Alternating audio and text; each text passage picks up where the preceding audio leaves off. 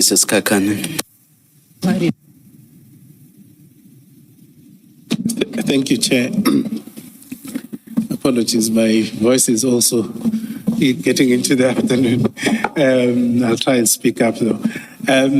Just on administrative points, and there was some debate about which photos were obtained or were in the file that were available in relation to this matter.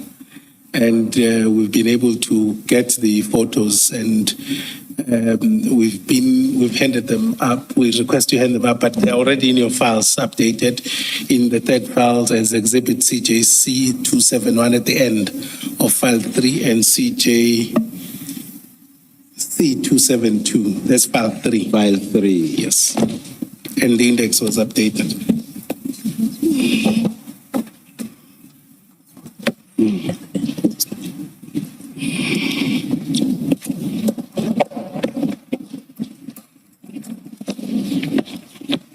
The Jacob Exhibit File 3.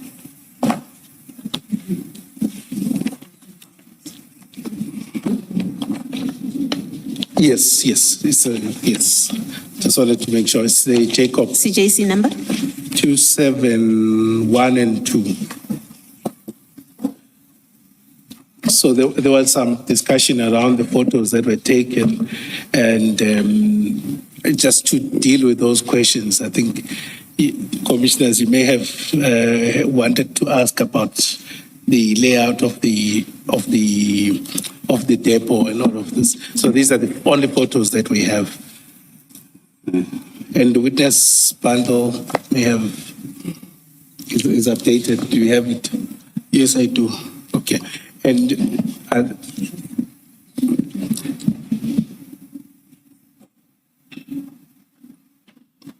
Chair, these are not all the photos that I took on the day. Or they are not all? They're not all of them, yeah. Okay. So they are short. I took a bit more than what is here. But I took quite a bit. are you able to get those photos? Do you still have them in copy?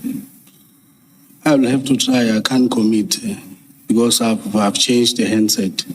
I'll have to see maybe and try. If I get something, then I can also forward it to the commission. Okay. Colonel, these ones were taken by you, the ones that we see here. Yes. Can I just make a comment or an observation?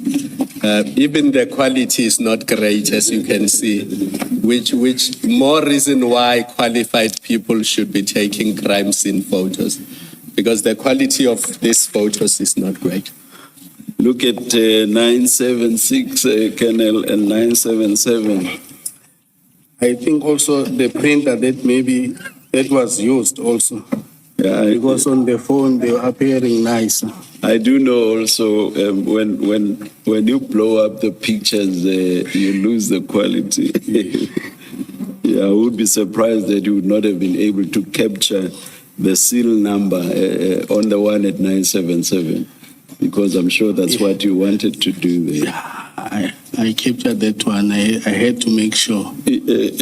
But I'm saying it's not showing though, but I would be surprised that you would not have tried to do your best to capture it. Yeah. Can we perhaps, maybe just to be clear, out of the pictures we'll go through, it's just to let us know which ones do you think that you took? Or are you not able to do that? Chair, I'll be lying if I say I can still identify the photos that were taken by me. Yeah. But like that one specifically, I remember that one, it was taken by me. Which one? The one that was shown there, the last one. All right. That one. That one. That one I hope you are not claiming it because it looks so beautiful. No, Chair. Yes, Mrs. Kakane.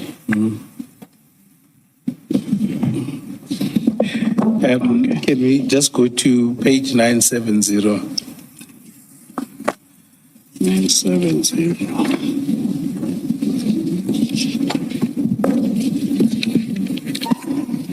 same file 900.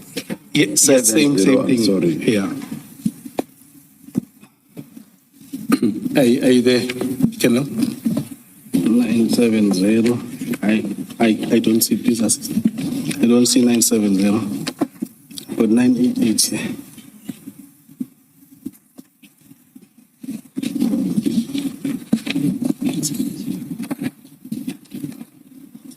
Oh, thank you so much.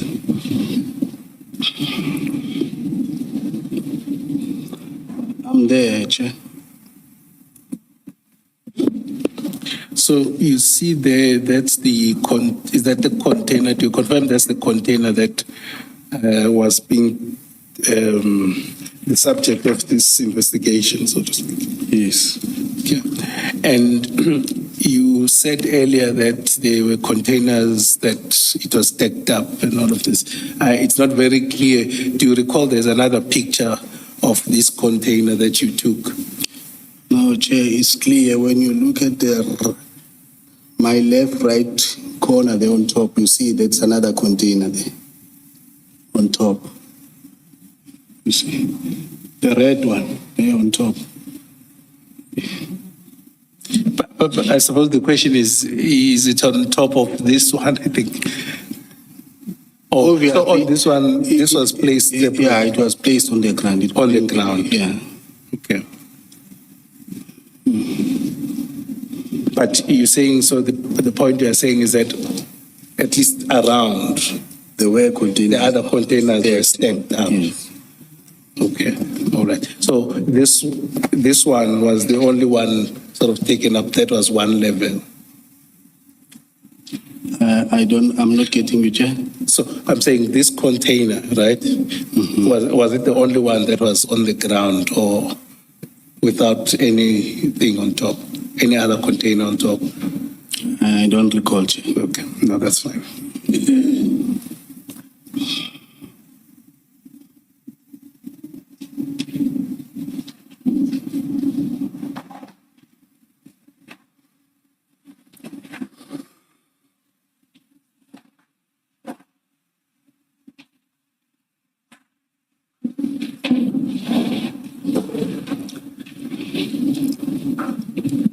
Apologies, I just want to find my bearings on the affidavit.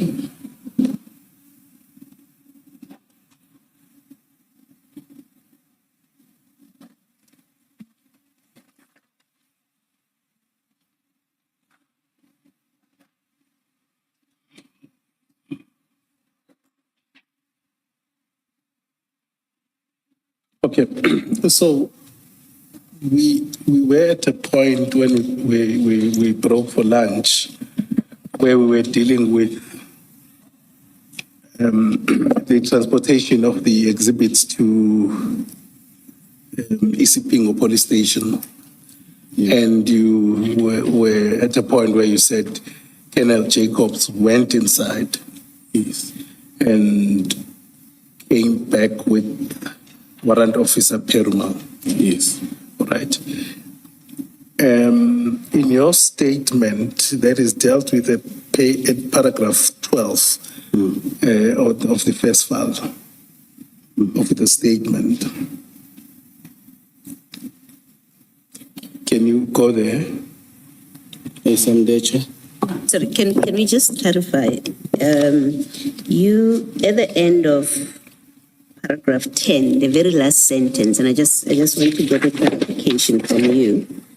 Paragraph 10, the very last sentence, you say, Lieutenant Colonel Jacob informed us that we should proceed to Isipingo SEPS. He requested members from ORS Harbour to assist us.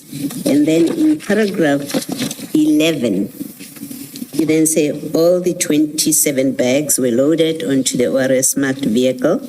And then you say, on arrival at the police station, we parked the vehicles.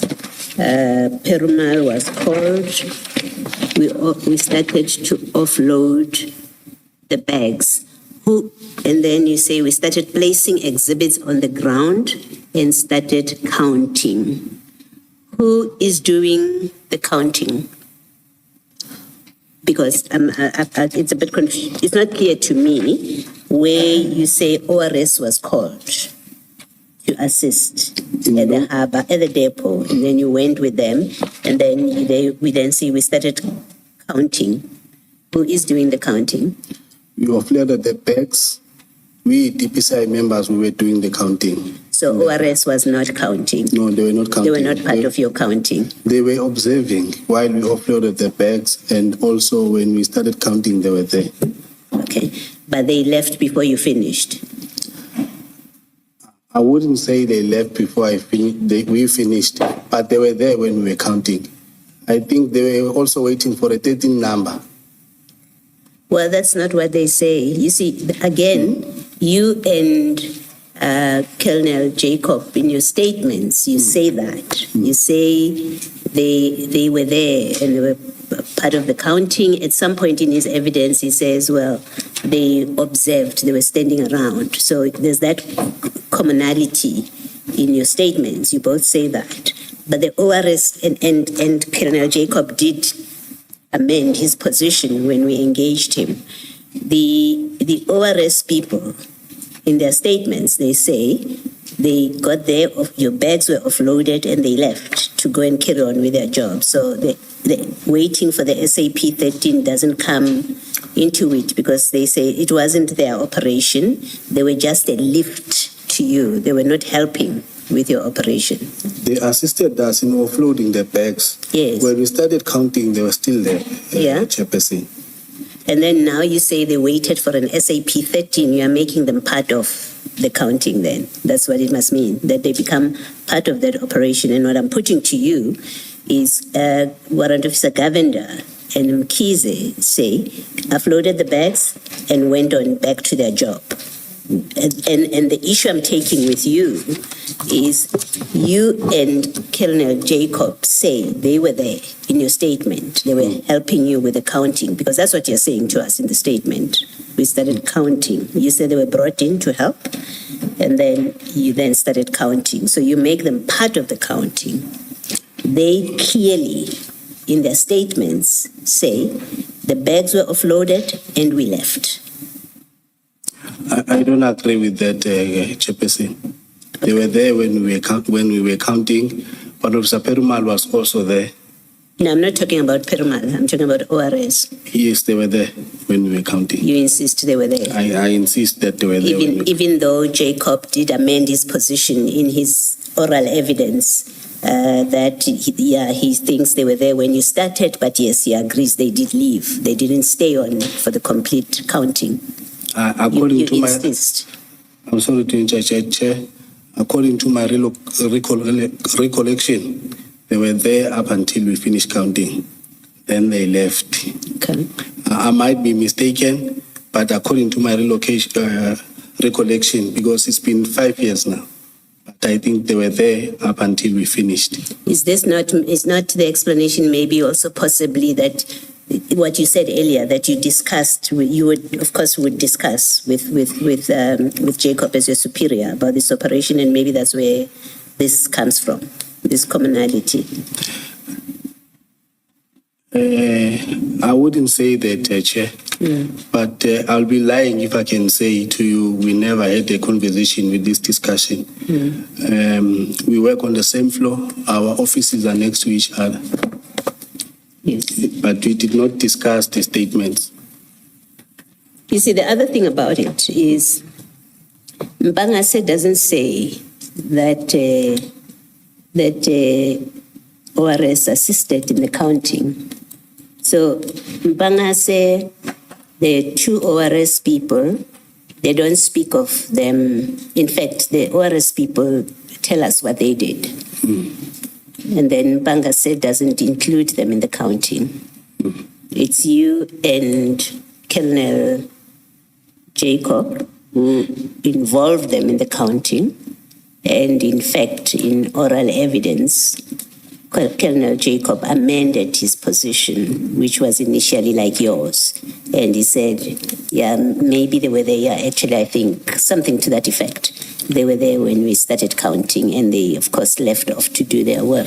What concerns me is you go so far as to say that they waited for an SAP 13 as if now they were part of the operation, when in fact they were not.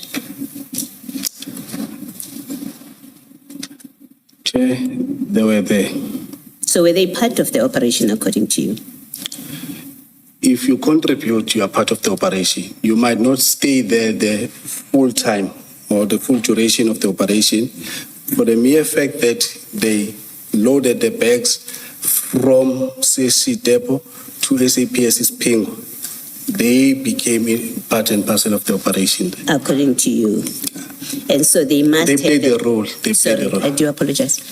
So they must have a record. They must, if they've done things properly, there has to be a full accounting of their role in the operation, because they are part of an operation. They must be able to explain their involvement.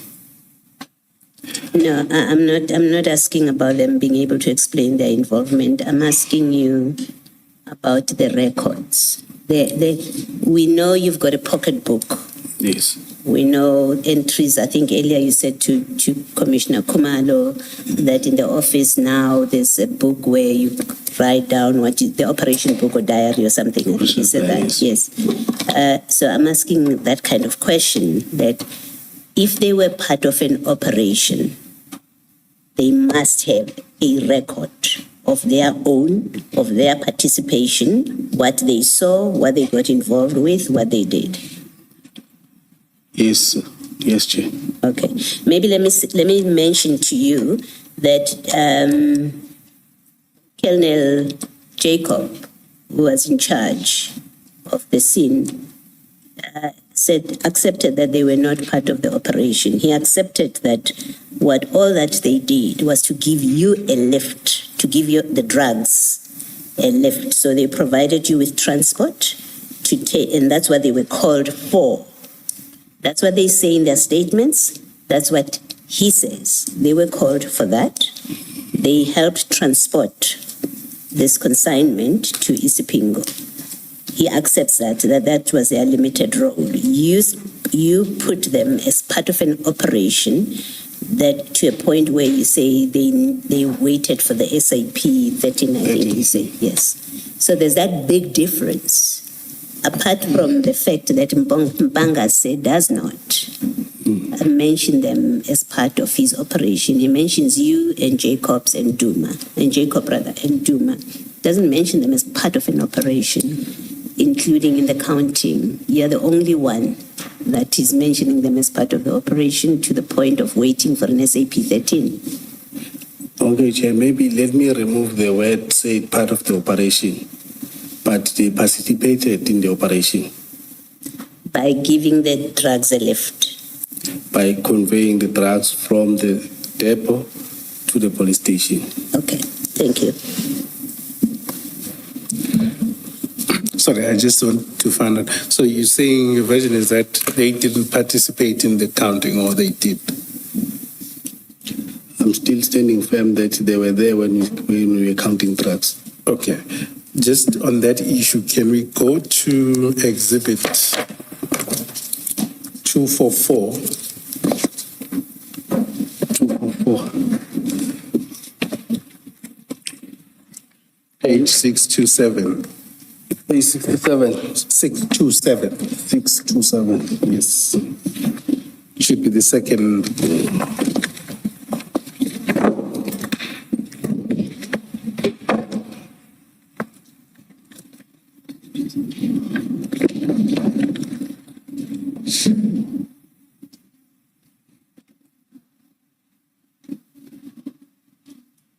Seven. 627. 627. Yeah, it's CJC 244. Yes, I'm there, Chair. That's the statement of Sergeant Governor at paragraph 5.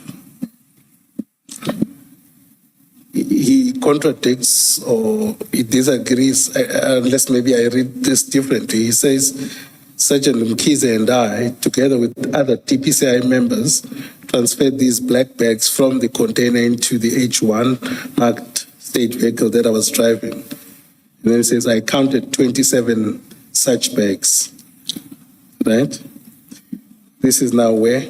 In the depot.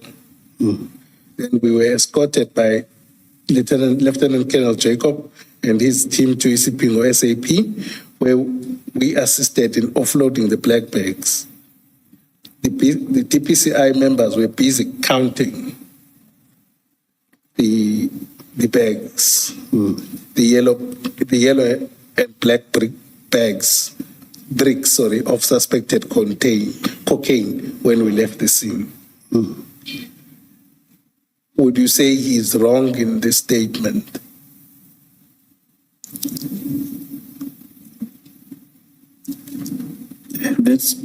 This is according to his version. I mean, if I remember well, when we finished counting, they were there. That is why I put it in my affidavit. So I'm unable to say that his affidavit is wrong or right. Okay. Oh, so your version is that when we finished counting, they were still there. They were still there. Okay. Right.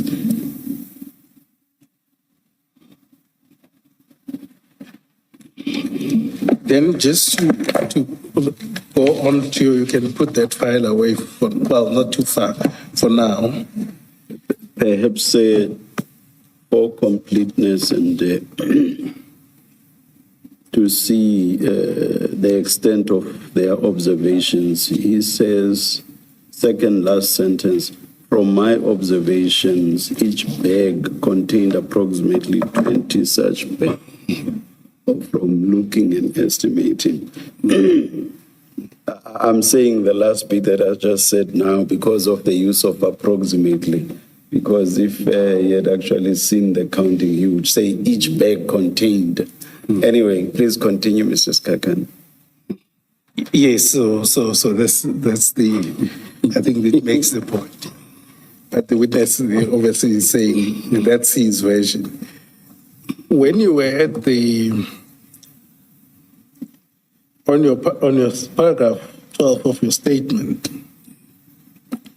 you indicate that, or you state that Warrant Officer Perumal and Colonel Jacob had a discussion about the space, right?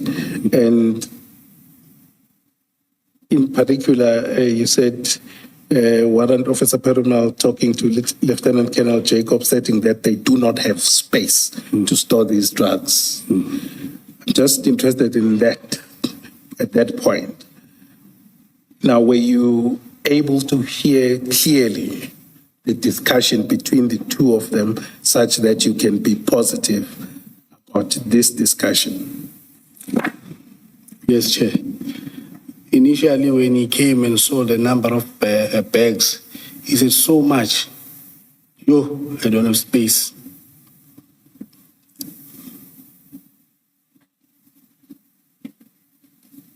And that was in the presence of Jacobs, yourself, and Perumal, and everyone else, or? Remember that he was working with Kenneth Jacob coming from, and we offloaded the bags now. When the drugs were taken out of the bags, he said, yo, so much, I don't have space. That exclamation of "yo" sounds so African.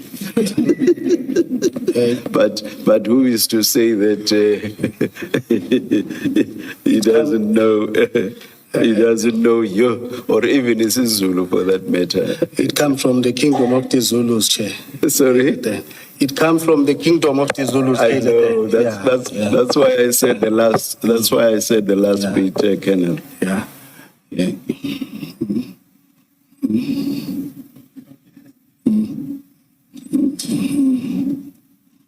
So you could hear him clearly saying that he didn't have space. Didn't have space. I heard him clearly. And what would be your version? What would be your position if Warrant Officer Perumal says such a discussion on engagement never took place?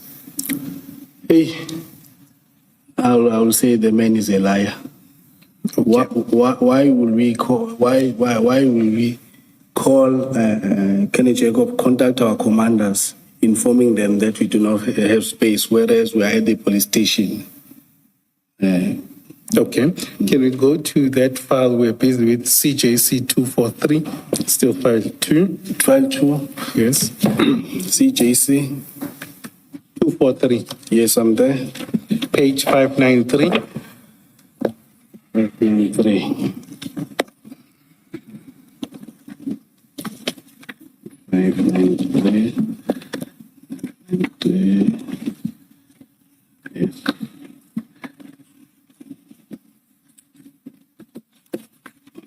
Yes, I'm there.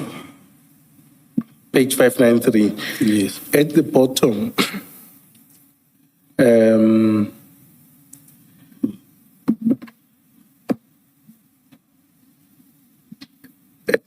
at the bottom, towards the bottom, paragraph 4. Yeah.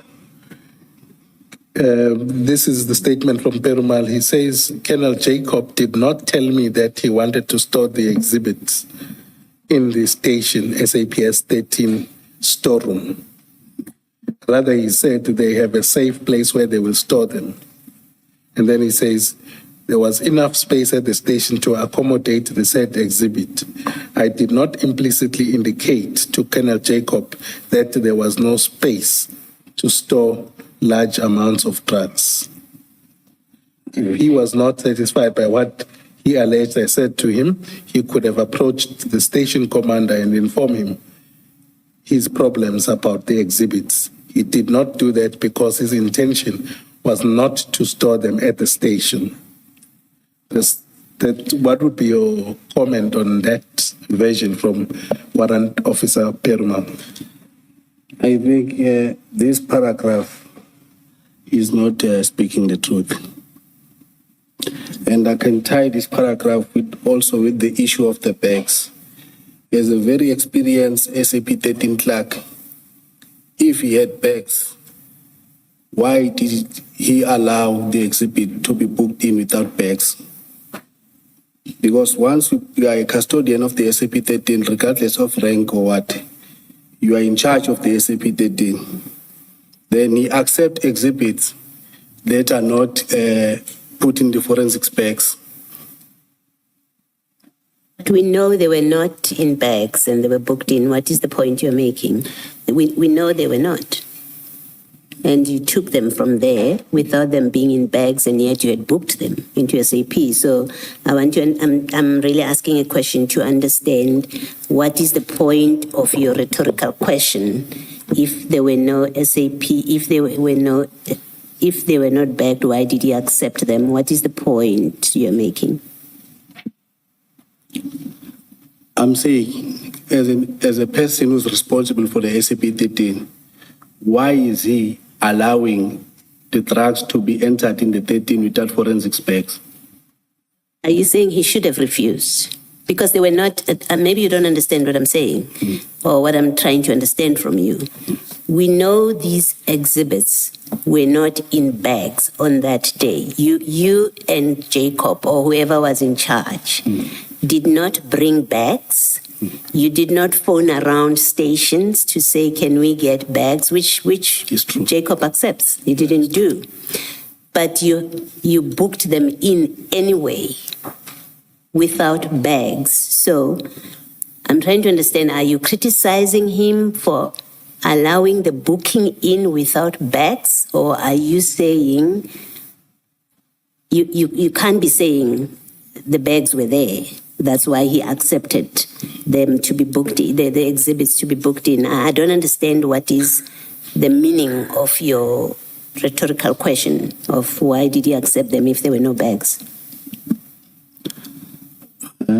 Chair, I think Officer Perumal is not stating the truth that there was space at the station. Do you know that there was no space? Did you know at the time? Let me ask you differently. On the 22nd of June, did you know that there was space in the police station? I didn't know. I only heard Perumal saying that there is no space. So why do you say he's not telling the truth when he says there was space if you didn't know as a fact on the 22nd that there was space? Chair, he cannot say to us there is no space. Then he comes and writes an affidavit that there was space. That is why I'm saying I do not agree with this paragraph. But you see, he says he was never asked by Jacob about space. He says there was never such a discussion about space. So read that paragraph in that context, that he says, no such discussion. I was never asked for space.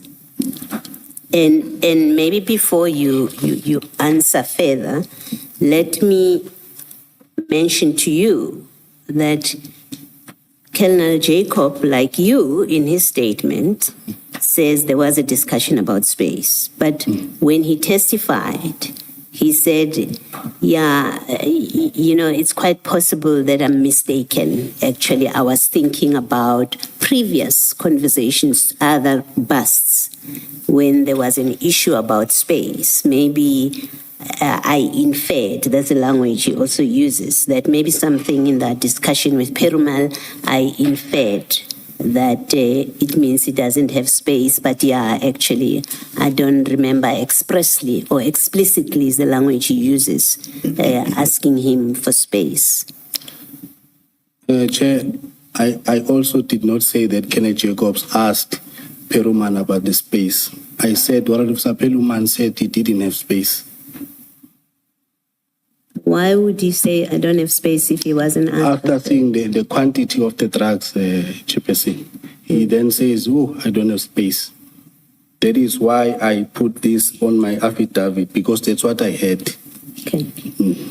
You see, for me, the other curiosity is Mpangase doesn't say anything about that on such an important issue. You will agree it's an important issue because the national instruction does require you to do all of this at the police station, right, where the crime occurred.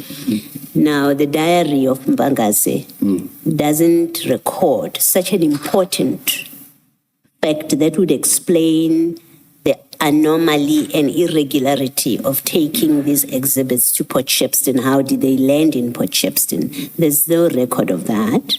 It's you, and it's only you and Jacobs in the written statements who say this, but now it's only you because Colonel Jacob in his testimony ended up retracting his firm position and saying, actually, I don't remember explicitly asking him or having a discussion with him about space. So now it's just you who's insisting that there was a discussion about space. Even on my previous statements, Chair, I've indicated the same. I'm still standing by it. I heard Warrant Officer Perumal saying he's got no space. Can I show you, just follow up on Commissioner Baloy's at page 648? That's where you find Colonel Jacob's statement, where he expressly says that he did not engage Perumal as regards the issue of storage space. Page 648.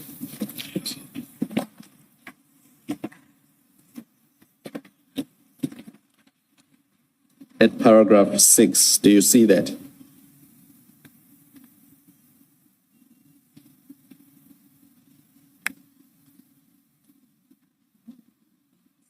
Yes, I see it. So you see, he says he did not engage with Perumal as regards the issue of space. Yes, Chairperson. Yeah, so it's not a question of asking. He says there was no engagement. And then before I hand over to Advocate Skakani, because he was engaging you on Perumal's statement. Perumal's very first statement is on 647, so one page before where we were now.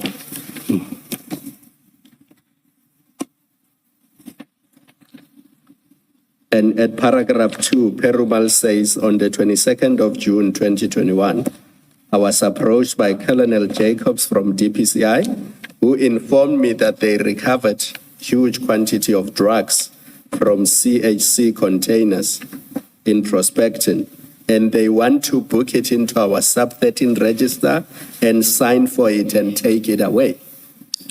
Yes, I can see that. So the intention all along was just to book it and sign and take it away. There was never an intention to store it at Isipingo.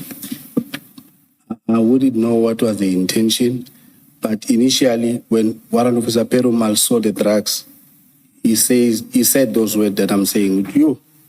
I've never, so much, I don't have space.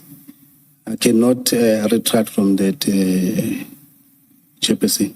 I had it and I placed it there. It's quite curious that Jacob's first statement, he doesn't mention that Perumal said, yo, I don't have space. It's quite curious.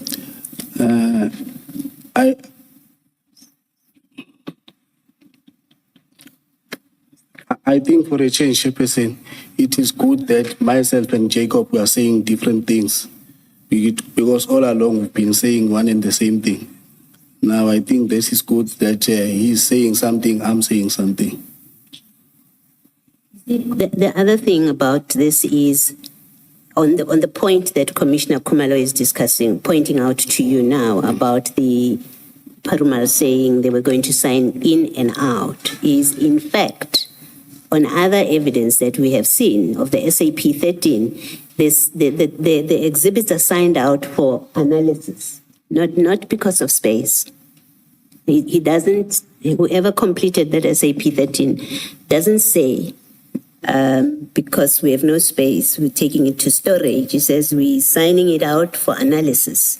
That is not consistent with what you are what you have in your statement and what you are insisting on here, that there was an intention to keep them there. There was never an intention to keep them there, and with further confirmation is the SAP 13 that signs it out. It's for analysis. Chair, I did not view the SAP 13 while we were at Sipingo. I assume that Warrant Officer Mbangase is a very seasoned SANAP investigator. So he would have made an SAP 13 entry that is correct. No, the point that you may be missing, made to you, is it is not true that there was an intention ever to keep these exhibits at Isipingo. And what we are doing is showing you other evidence that points to that, and therefore that contradicts you. And the last one that I'm referring, Commissioner Khumalo has referred to Perumal and to Jacob, right? I've also done the same, referred you to Jacob and told you what Perumal said. The evidence leader has done the same. And the last thing in that stream of facts that have been established from the documents is the SAP 13, where a reason for taking out these exhibits is given as for analysis. So it was never the intention to keep them there. That's all we are pointing to you, that you are the lone voice in all of this. It wasn't your operation. Someone was in charge. You were there to help. As matters stand now, in this minute, you are the only one that is saying that there was an intention to keep these specimens there, and they were not, these exhibits, and they were not kept because Perumal said, I don't have space. Maybe I can agree with you, Chair, on that one, that maybe I wasn't aware of maybe a plan that you are saying of not keeping exhibit there. But according to me, when we were at the station, the intention was to store the exhibit. That's what you thought. You thought. I wouldn't. Yes, I thought the intention was to store exhibit at the police station. Thank you. All right, just lastly, and again, to be fair to you,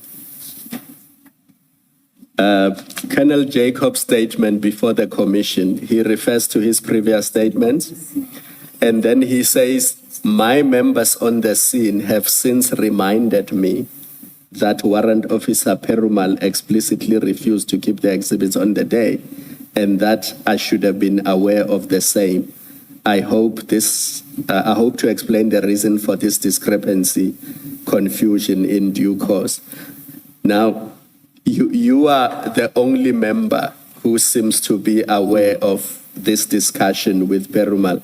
I take it from this statement then that it is you who reminded Colonel Jacobs of the conversation with Perumal.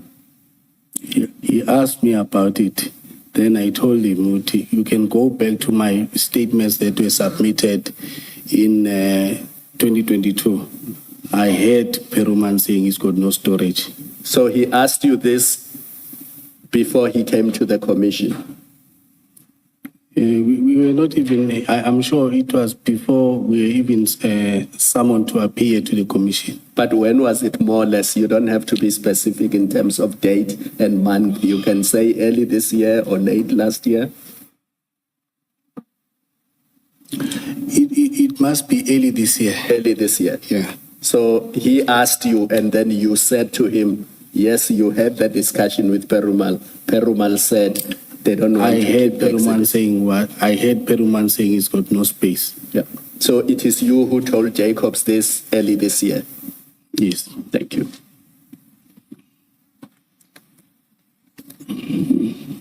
Sorry, I keep saying Jacobs. It's Jacob. Jacob. I apologize. Okay. Okay. So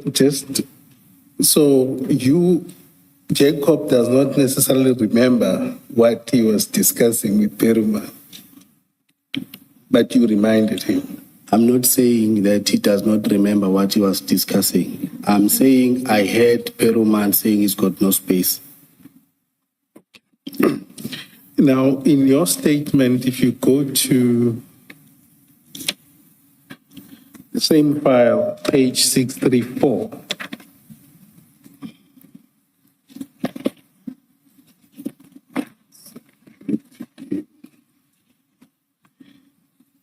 that should be CJC 244. CJC 244. 633. 633.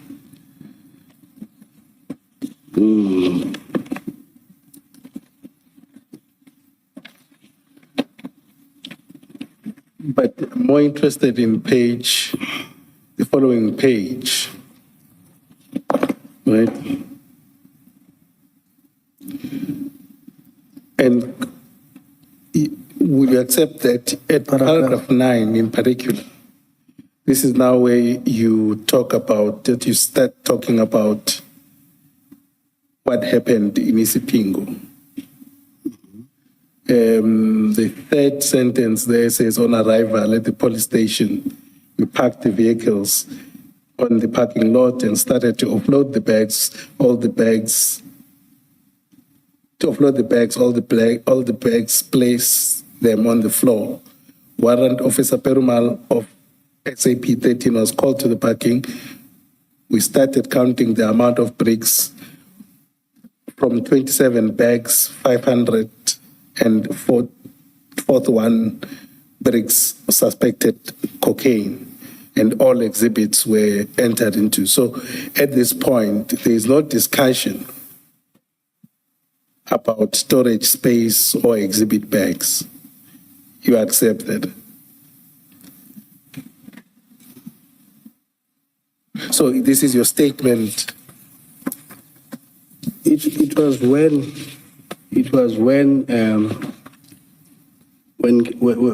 the exhibit were taken out of the bag. That is where Warrant Officer Perumal said, so much drugs, I don't have space. Yeah, so my point is different. I'm saying, but that is not contained in this statement. Yes, I see that. Okay. And why is that the case?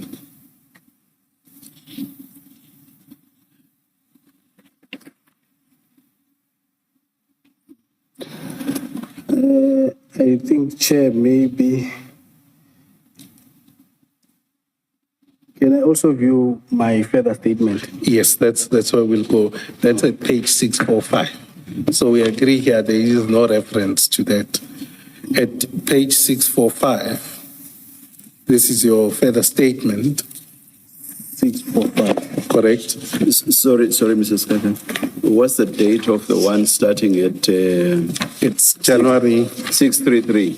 it's 27 January 2022. Okay, then you said the next one is at 645. Yes, 645. it's a shorter statement. No, but on the further statement now, I'm clarifying it as I was requested by the IO.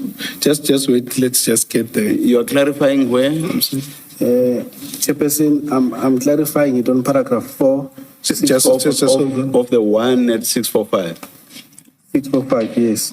Just let's just get there so that for the record we are clear. The second statement is at 645. Now, that's when you start talking about at paragraph 4. Remember, Chair, when I submitted the initial statement, Captain Machau came in the morning and told me by 2 I needed to submit a statement. Sorry, this is when? I think on the day I submitted a statement. So this is The initial statement. 27 January. Yes. Okay. He came and said I needed to submit a statement. I drafted the statement and I submitted a statement. Okay. He then came back some other time. I cannot recall when it was. He said to me, This statement is now 10 May, it would seem, but May 2022, some 4 months or so later. then he came back requesting me to clarify these aspects. I did that. You can even go through my paragraph 3 there. Okay, yeah. Please just read your paragraph 4 into the record. Yeah. On 2021-06-22, the day of the seizure, while at the SAP-SCC Pingo, I overheard the SAP 13 clerk, Warrant Officer Peruma, talking to Kenneth Jacob, stating that they do not have space to store the drugs. Thereafter, I overheard speaking over the phone, indicating that we require a place to store drugs. After deliberation, Colonel Jacob informed us that the brigadier had indicated that a team will arrive to escort the drugs. So now I overheard Kenneth Jacob talking on the phone. No, I think where did you stop? You stopped that would arrive. Would arrive to escort the drugs for a safekeeping in Potchefstroom. Yeah, all right. But now this is adding effect altogether of this discussion or between Warrant Officer Perumal and Colonel Jacob. So when you say it's a clarification, what do you mean? Is it clarifying something before, or because I see it as an addition of the facts?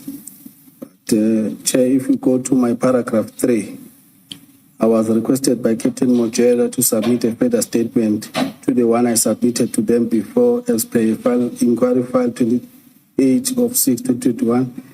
They indicated that I need to clarify some aspect of my affidavit. They must have been point out the aspect that I needed to clarify. Hence, I'm only clarifying this too. Okay, so what may have probably happened, just giving you the benefit of the doubt, is that they gave you this date and say, can you clarify or add more detail to it? Yes. I'm saying I don't recall exactly, but the way I'm writing it here, it's obviously saying that they pointed out the issues that they want me to clarify. Okay. Now the version Sorry, before. Colonel, did you know that ordinarily those exhibits ought to have been kept in Isipingo? Yes. According to my knowledge, all the exhibits are kept in the police station of jurisdiction. Yes. Yes. Now, the difficulty I have with your earlier statement, the one of 27 January 2022, is that you refer to Warrant Officer Perumal, the SAP 13 clerk, being called to the parking lot. And then you say you started counting all the way down to finalizing that process. And then, sort of randomly as it were, and with no explanation, you say, Lieutenant Colonel Jacob indicated that he has spoken to Brigadier Nyuswa about a safe place to keep the exhibits. What I find difficult to follow is, why did you not include this important detail that you say you were aware of, which is that these exhibits ought to have been kept in Isibingo? When you jump in that statement to Lieutenant Colonel saying, these, according to Brigadier Nyuswa, these must be taken to some safe place. How do you not explain the prescript that you say you were aware of? Why do you not explain that in this statement and say they were not kept at Isipingo because the clerk, the SAP 13 clerk, did not have space? And then as an alternative, which you say in paragraph 11, as an alternative, Brigadier Nyuswa then came up with some safe place elsewhere. It was so obvious for you to explain what ought to have been done in accordance with the prescripts. You don't say it. And which is prompted by whoever it is that required of you to give some quote-unquote clarification. Why would you not have stated something so obvious? I think, Chair, it's an omission. That is why we tender oral evidence to clarify all other evidence or explain or elaborate more. Who do you say, maybe you do explain, I didn't see just now, who do you say required you to give clarification? Who required me to give Clarification. It's kept Pursuant to which you then made your May 2022 statement. Am I correct? It's the investigating officer, Captain Marshall. Did he specifically tell you in what respects your statement did not state everything it ought to have stated? He just told me I needed to clarify the issues. I remember it was the issue of this. I want a clear and direct answer. Did he specify the issues on which he required clarity? Yes, he did. Can you tell us what those were? Those issues that I needed to clarify is paragraph. No, issues, not paragraphs. No, issues. I want to refer you to a statement now. Okay. To my further statement. Okay. Please give me the page number of the further statement. 645.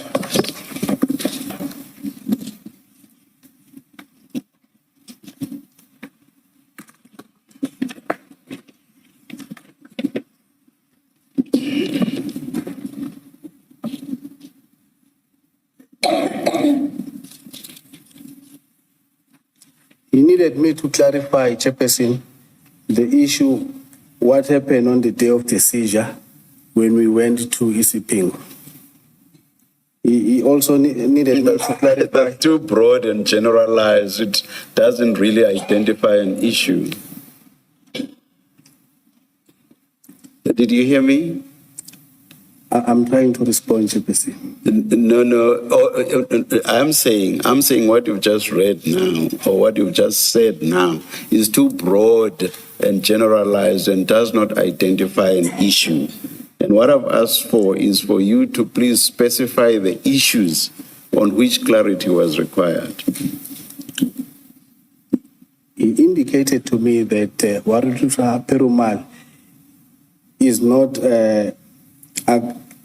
agreeing with what we are saying, that there was no space at the police station. So we needed to clarify more. And at that stage, the investigating officer is now Lieutenant Colonel Jacob. It's no longer. No, it was Mashao by this time. Okay. And what did he know about that? For him to have required clarity on that issue, what did he know about that? I assume that Lieutenant Colonel Jacob would not have told him anything about that, or not? I never had a discussion with him. So, okay. And you have not stated it in your earlier statement. In my initial statement. Yes. Now, what would have caused him to say, please give clarity around what Perumal said about the availability or non-availability of space at discipline? What would have prompted that? Otherwise, it doesn't make sense. What would have prompted it? I think, Chair, it was because maybe Perumal was denying the issue that the storage was requested. That is why he wanted me to clarify more. Okay. All right. But up to that point, Perumal, Jacobs, and yourselves were not disagreeing, because all your three statements up to that point were, we booked these things in, we took them out. So why would he say Perumal is disagreeing with you? Clarify, because there was no disagreement up to that point. The disagreement only comes in when you make the second statement. I've taken you to Jacobs' first statement. You saw that he says there was no discussion, there was no engagement. I've taken you to Perumal's statement. He says there was no engagement. You did not mention the engagement in your first statement that you are being asked to clarify. So why would the new investigating officer who's investigating the theft in Port Shepstone say to you, clarify a non-existent dispute? I wouldn't know, but I'm stating it also on my third paragraph here. I'm stating it on my third paragraph here. On Friday, approximately 12:20, I was requested by Colonel Mojela and Captain Muchenchana, but I don't know why didn't I add Captain Mashao, because I was communicating with him on the phone to submit a further statement to the one I submitted before. I'm trying to explain now what transpired on the day in issue. That's not answering the question by Commissioner Kumalo. Yes. Commissioner Kumalo is saying the SAP 13 clerk, warrant officer Perumal, says he was never asked about this by Jacob. And then Jacob himself does not say that this was ever an issue between him and warrant officer Perumal. And then you too, in your earlier statement, do not say that this was ever an issue. There was counting. Warrant officer Perumal is there. Once the counting is done, Colonel Jacob says, Brigadier Nyuswa has said that there's a safe place where these exhibits are going to be stored. All of you, all three of you are consistent on this. So all of a sudden, there's inconsistency, and now Warrant Officer Perumal is standing all by himself in saying this was never an issue. You and Colonel Jacob has suddenly flipped or changed. All of a sudden, when with the two of you as well, there was never an issue around this.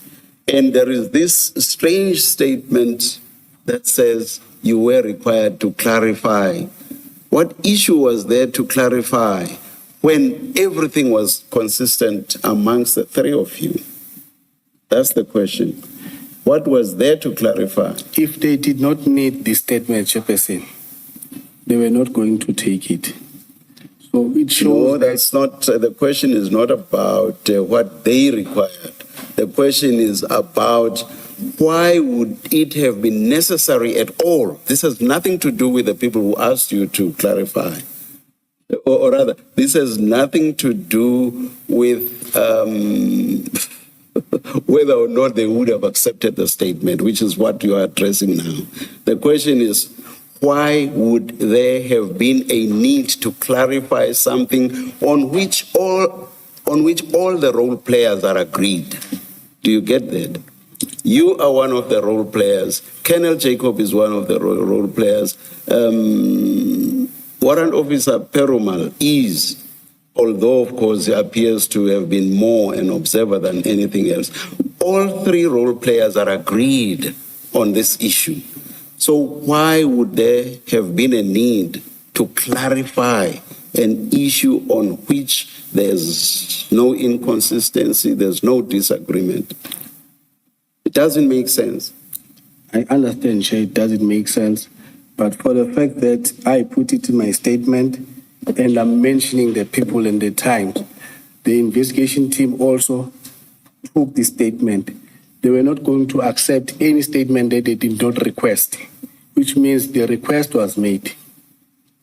Absent an explanation that makes sense, this later version by you and by Colonel Jacob appears to be concocted. The explanation you give doesn't make sense. And what Colonel Jacob says is, I was now reminded by my juniors that there was this interaction with Perumal. All of a sudden, he needs to be reminded on something so important. Surely he should know what the reason for going to Port Shepstone was. It could only be because Warrant Officer Perumal said to him there is no space. There's no way he could forget something that important. So it's on that basis that I suggest to you that, subject to an explanation that is more reasonable than what you have told us, what you are telling us appears to be concocted. What is your comment? No comment, Chair. Thank you. Can I perhaps suggest a possible explanation for that paragraph? The possible explanation, and I think the most likely, probable, is you were asked the question to clarify why the exhibits were not kept at Isipingo. What was the reason? You were likely asked that question, and you had to give what you considered a credible explanation. You then say, I heard Perumal and Jacob talking, that there is no space. That's why. And the next thing, Jacob had called someone on the phone, and then he said, we have now to take them to Port Shepstone, because you were asked to explain. And I want to point out to you that, in fact, in that clarification, you say you overheard Jacob talking to Perumal about this, that they do not have space. It's different, even if slightly. It's different from what you've actually said now as you're sitting there. You ended up saying, when he came out and he saw the bags, he said, yo, I don't have space. So much. That's what you said. When you were being probed on, but there was no asking, there was no refusal. When that engagement was happening with the commissioners, you said, yeah, he came out. When they called him, he came out and he said, yo, I don't have space, which is different from saying he was asked for space and he said, I don't have it. Chair, you remember Chair said, yo, it sounds like he's Zulu. It was more shock at seeing these, which is completely different from what you say in this clarification statement, which is you overheard them talking to each other, that he doesn't have space. So I want to suggest to you that you made up, in this clarification statement, you made up a reason why the these exhibits end up not being left at Port Shepstone, and what you make up is to say they had a conversation, Jacob and Perumal said, I don't have space. That's what I want to suggest to you. I hear you, Chairperson, but I don't recall exactly what was the reason for clarification. The bottom line, Chairperson, I was not in position to make a decision as to where the exhibit must be kept. My colleague, Commissioner Baloyi, is being benevolent. The benevolence still doesn't answer the question why there would have been consistency among all of you and then suddenly two of you changed tack. So that answer to which in the end you said you had, or rather that issue to which in the end you said you had no answer remains.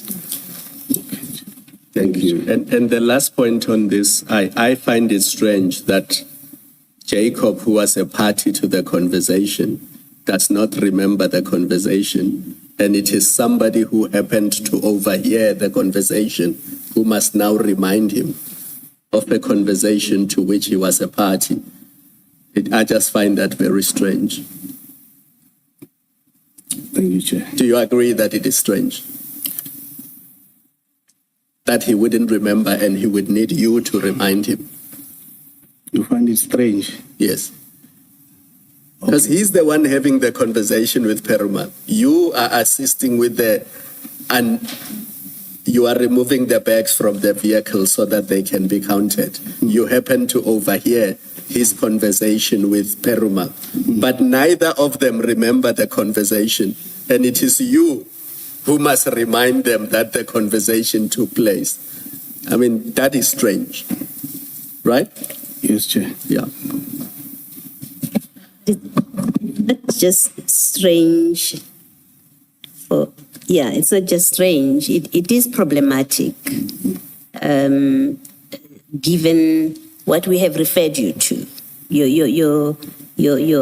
Your later statement about there was a conversation is difficult to accept as true, in fact, because of everything that we have put to you.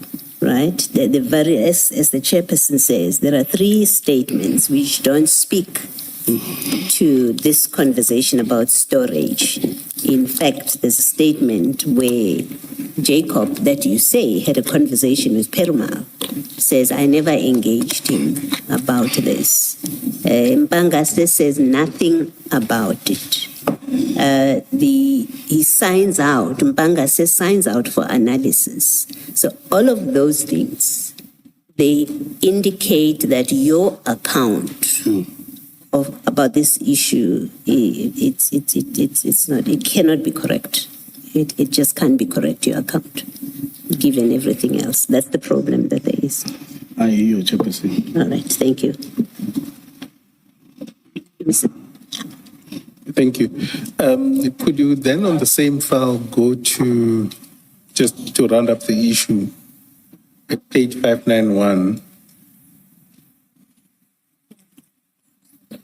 Yeah. No. Yeah. Yeah.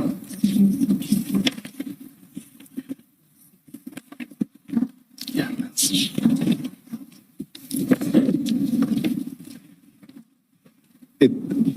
Yes, I'm there, Chair. That page? Sorry, let's start at page 589, which is the exhibit number CJC 243.6. That's the affidavit by Colonel Jacob, and it's dated 9 November 2021. But what I'm more interested in is from page 590 at the bottom, the very last sentence of paragraph 10.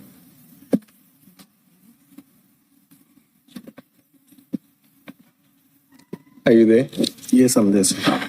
The last sentence says, I wanted to contrast with what your second statement and your current statement says. Colonel Jacob says, Warrant Officer Perumal implicitly indicated that they did not have space, and it is the norm for large amounts of drugs to be booked out of the station SAP 13 for safe storage.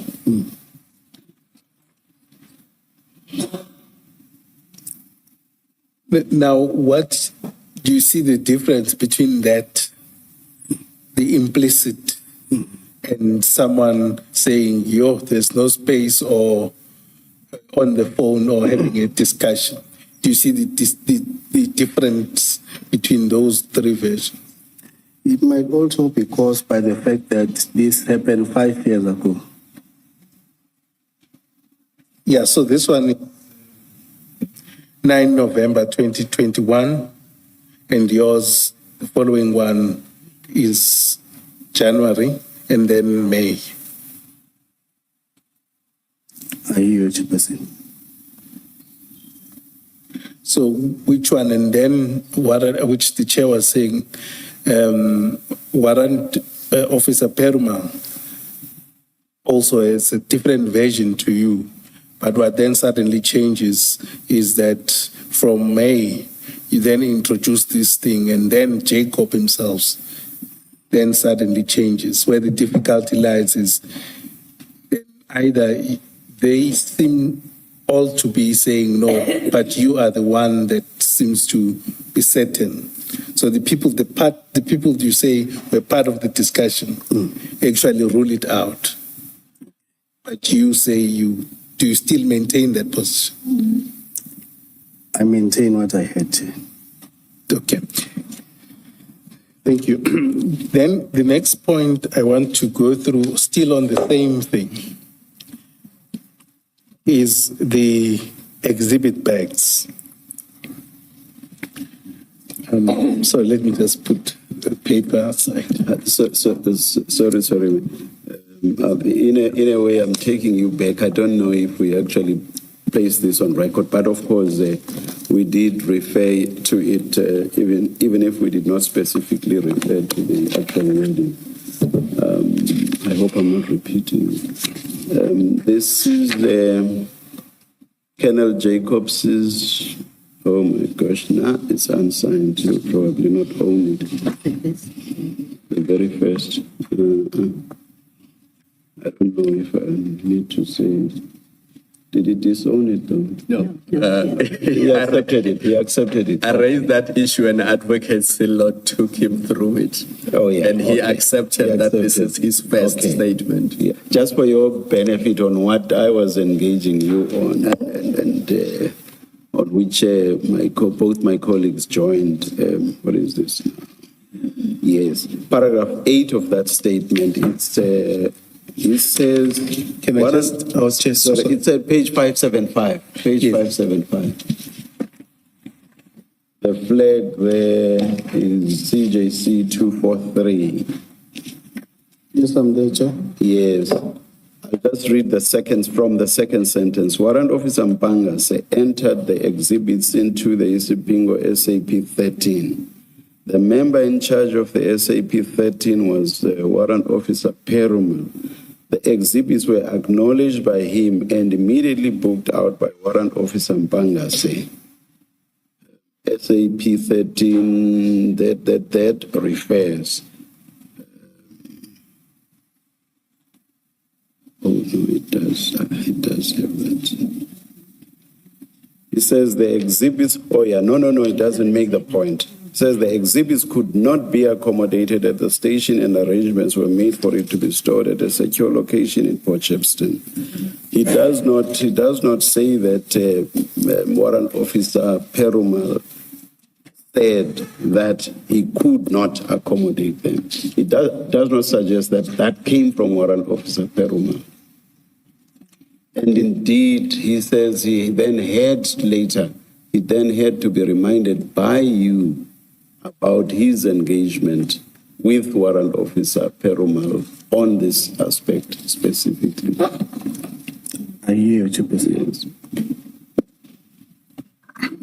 In fact, just perhaps to complete in that where Advocate Skakani, Mrs. Skakani was referring you to where Jacob says Perumal implicitly indicated, you remember that statement you were looking at? It concludes that paragraph by saying, I did not force the issue of storing the exhibits as I had reservations about the safety of the exhibits at the station. So it was never a thing that they were not stored there because Perumal refused. The use of implicitly there suggests that there was no discussion, because if Warrant Officer Perumal had said so, he wouldn't say he said so implicitly. He would say he said. Do you get that as well? Yes. Thank you. Yes, Mrs. Kakane. Thank you. So the point I think that flows naturally from that I wanted for us to go through is then the issue of the exhibit bags. Right? Earlier on, you had indicated that you had exhibit bags in the car, albeit they were not sufficient. Yes. And then now you are at TCP. Then in your statement, your current statement, that is, you say, at paragraph 12 of your statement, you say, Warrant Officer Mpangas requested for the exhibit bags from Warrant Officer Perumal. Then you continue and say, however, he, that is Warrant Officer Perumal, indicated that he didn't have any forensic bags. Right? Now, I just want us, in light of this discussion, right, would you still maintain that there was such a discussion about the exhibit bags between Warrant Officer Perumal and Mpangas? There was a discussion. Hence, I had to go to the judge office to request, because I was the only one who knew I had, I think, less than 5 bags that I had in the car. Okay. So you then went to the charge office and requested by Warrant Officer Mpangas. Yes. To request the office, and then you were told, according to you, that there wasn't any forensic bags. Yes. Who told you that? I find 2 sergeants there. One of them was a church office commander. Sorry, who? Sergeants. I found sergeants. There were 2 sergeants in the church office. Sergeant who? I did not take their name. But Okay. I remember I went to the church office, I requested for the bags, and then I was told they don't have bags. Then I returned back to the parking. Right. Let me accept, for example, so your side, you had exhibit bags, right? Now, Less than 5 bags I had. less than 5. Yeah, they could accommodate the 27 bricks. And well, just correct me, you said generally, or maybe that's a stronger word, that members would have in the ordinary course exhibit bags. Yes, we normally place exhibit bags at the boot of the state vehicles. Okay. And where do you get those from? We request at the station, sometimes at the office. Exhibit bags are an issue and they are not easy to get, more especially the bigger sizes. Yes. Okay. I'd like to maybe request for your comment whether it is a possibility that a police station would not have an exhibit bag at all. Depending on the size. Okay. So in this case, your answer is that you said, I went to request for the bags at the church office. Members indicated that they don't have forensic bags. Yes.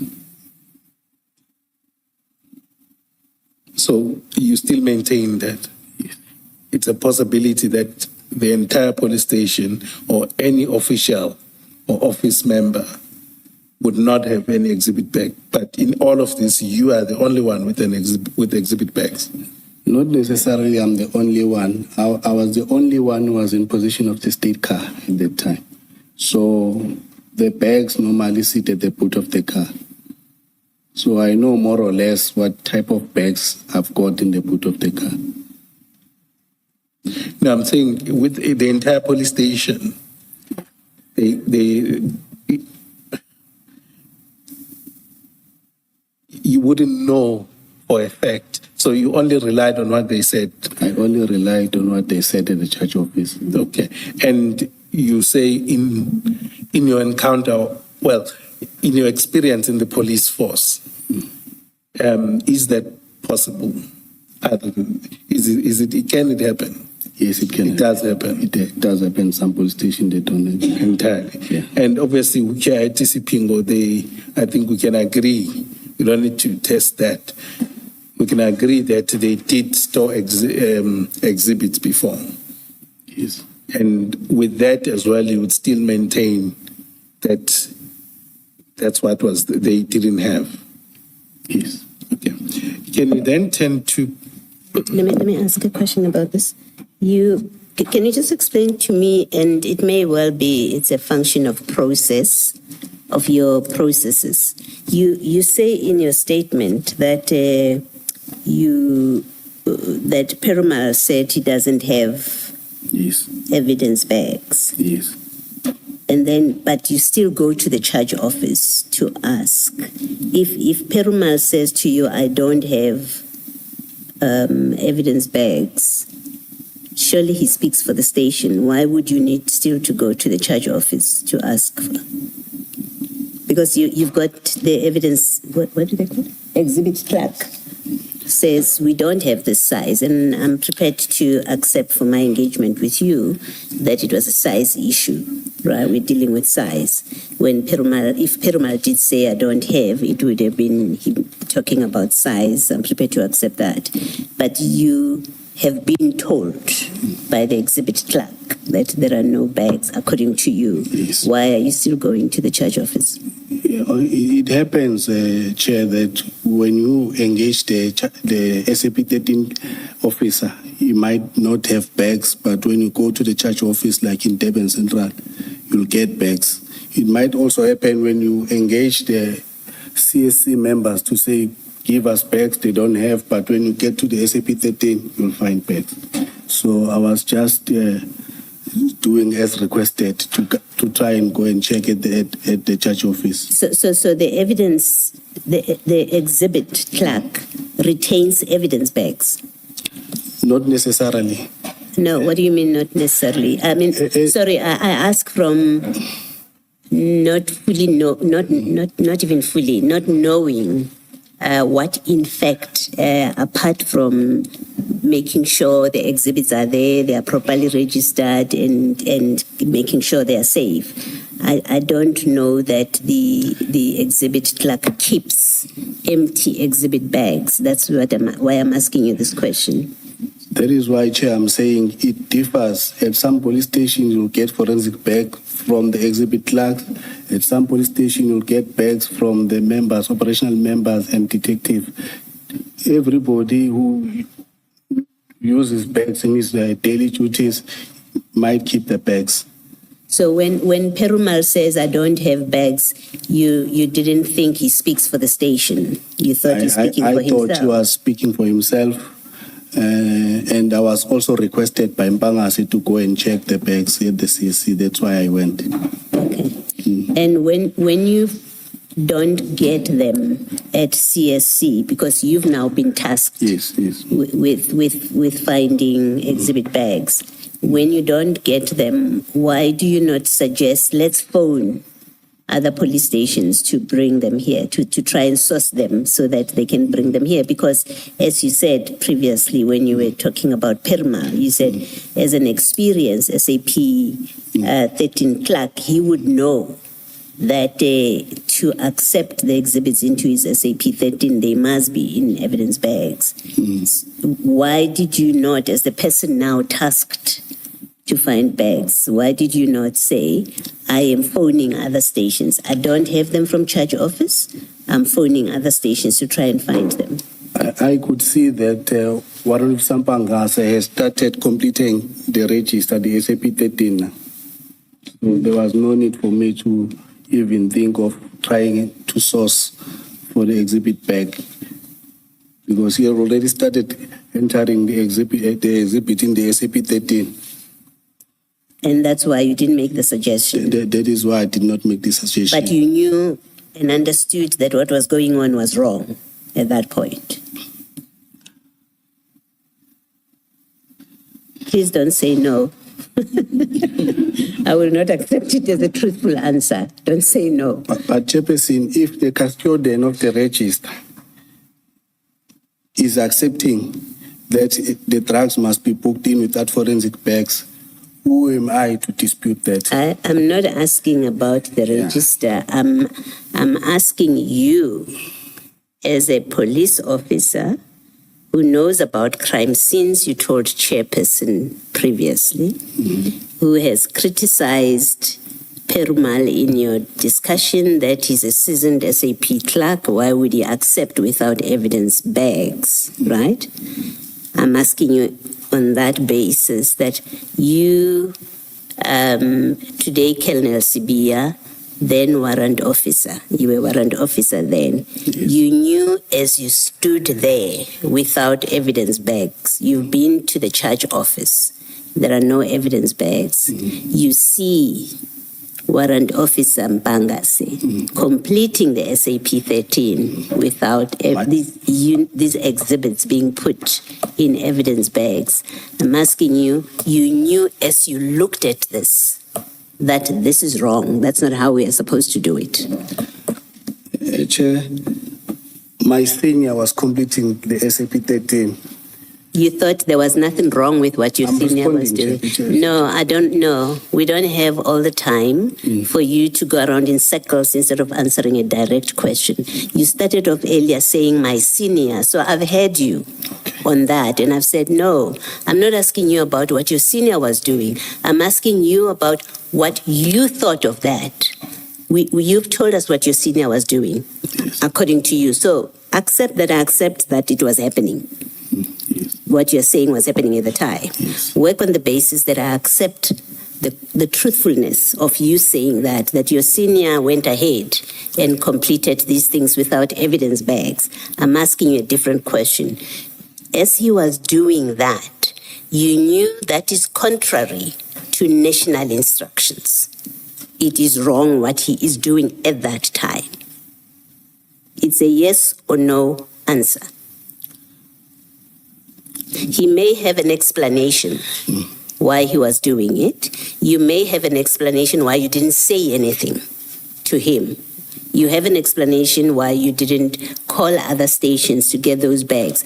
I'm not interested in that. I'm interested in, as you look at it, as it's happening, you knew what he's doing is wrong. Not what you are doing, but what your superior is doing is wrong. Yes, Chair. It's against what the books say we should do. You knew that. Okay, thank you. But if I may add also. Yes, you may. Sometimes operationally you have to make decisions that are contrary to the national instruction. If the attempt failed to try and secure the forensic bags, then the next best thing is to put them in as they are. You accept, as I think you must, that you cannot say there was a failure to obtain because you didn't call other stations. And I'm not blaming you. I'm not putting it to blame you. I'm saying you are at Isipingo, you know what the rules say. None of you said, let's call the other stations and then say, oh, we've tried. Nobody has it, then we have to do it the Mpangase way, right? You accept that? I accept it. Okay, thank you. Can I ask a yes or no answer? Is it fair to say that this whole problem that arose at Ispingo was because LCRC was not called to the scene to begin with? Yes, it is fair. Thank you. How much longer do you think you are going to be, Mrs. Kakane? I'm asking because we have other important commission-related engagements, but I'm not unduly pressuring you. I just want to find out. And of course, if there's stuff that you think you can skip, then maybe you could consider that. But as I say, I'm not unduly pressurizing you. Would 4 be a terrible time?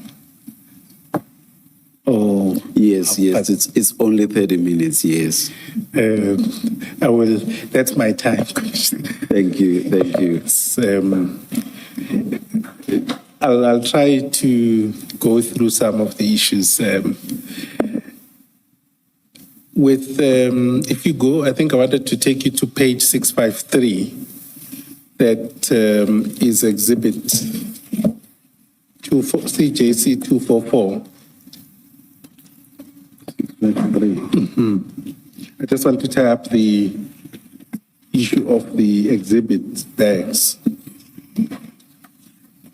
And at least in 653. Yes, that's if you go, maybe just to start at 652, it will tell you it's an affidavit or statement by Warrant Officer Perumal, handwritten, right?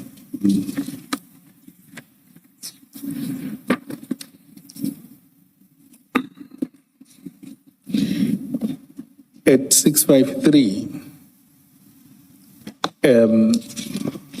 he indicates that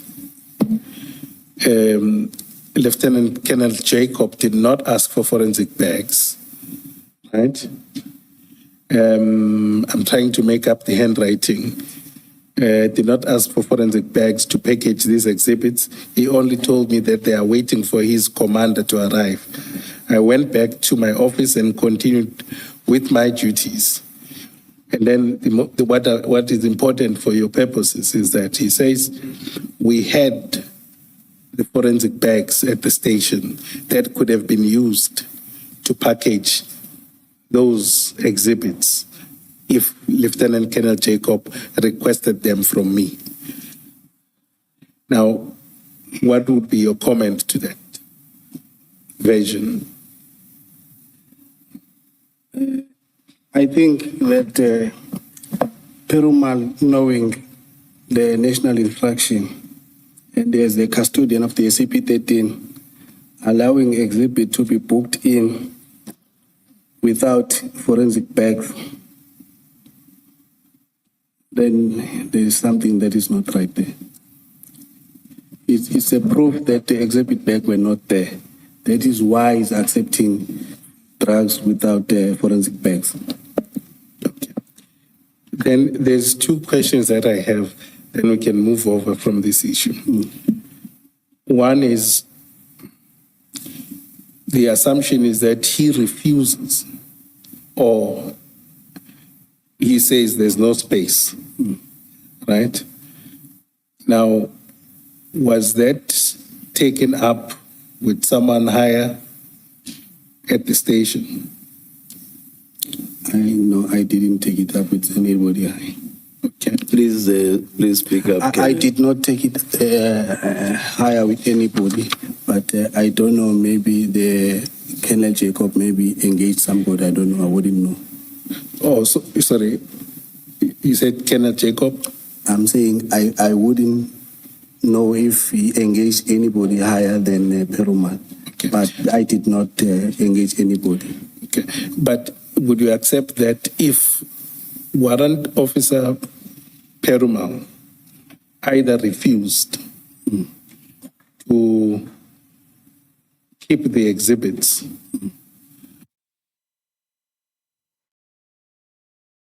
that would have been in breach of the national instruction? Yes. Okay.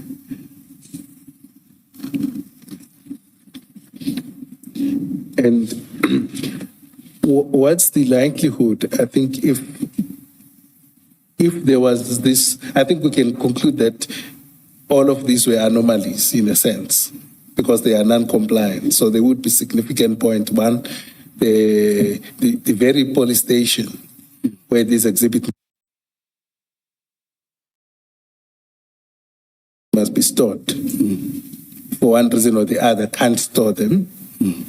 Then the second point is they don't have exhibit bags, meaning a very important thing, according to the national instructions, two things can't happen, right? So would it not be prudent for that to be at least recorded somewhere? It should have been recorded on the inquiry. Okay. And just to confirm this, if you go to CJC 268, File number? file 3, apologies.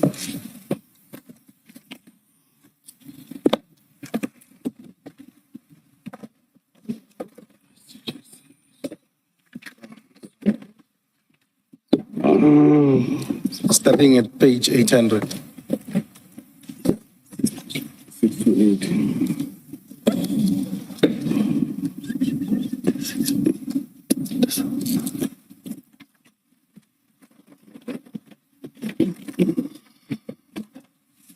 I'm there, Chair. Okay, so this is, as you see, at page 800 is the investigation diary, right? Yes. Now, the investigator started, the investigation people was Jacob, Mpangas and Jacob, Mpangas and Jacob. But for me, I think, Chair, it is unfair to be given this inquiry because I was not the investigating officer. The two people that should explain the issue of where the entries made here in the inquiry are Jacobs and Bangas. For me, I played no role. There's not even a thought that I put in this inquiry. So I think, Chair. So I think Maybe wait for the question first. Let hear first what he's asking. I agree with you. You'll be surprised that it would be unfair to ask you to explain anything in the diary. So maybe let's wait for the question and see what you're being asked. Thank you, Chair. Thank you, and I don't mean to say he completed anything of the sort or to explain, and if he can't comment, that's fair enough. But the point I was making earlier on was that given these two serious breaches or anomalies that would have justified, in the ordinary sense, deviation from the national instruction processes, what you don't have in the investigation diary is anything that talks to that, right? And obviously you didn't complete it. It shouldn't be. It should have been there. Yes, that's the point I was just trying to check. Yes. It should have been there. It should have been completed in the normal sense. Okay, that's the point I was making through. Thank you. And it wasn't directed at you so much. It was to give assurance to the witness. No. Sure. Thank you.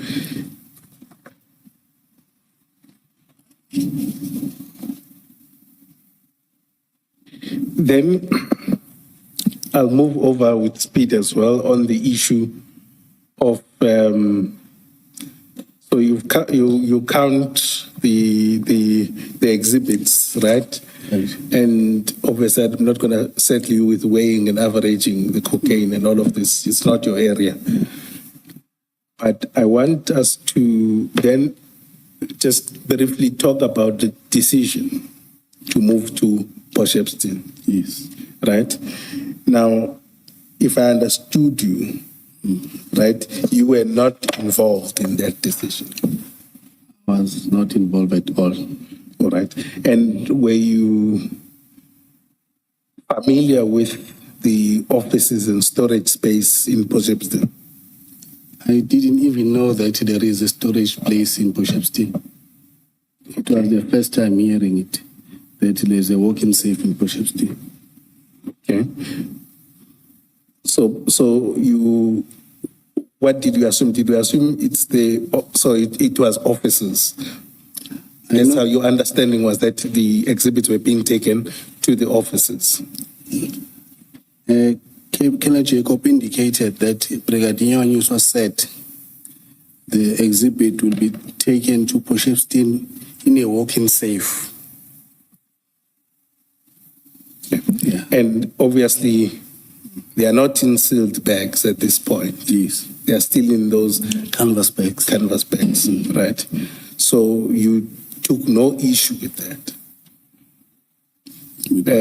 So I'm saying you took no issue with that. It's your boss or your commander that says these must be transported to Potchefstroom. Yes. All right.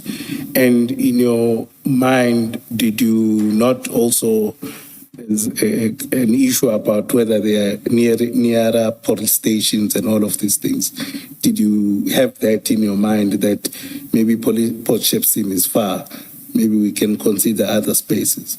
Were you part of that discussion? No, I was not part of that discussion. It never crossed my mind. Okay. Yeah.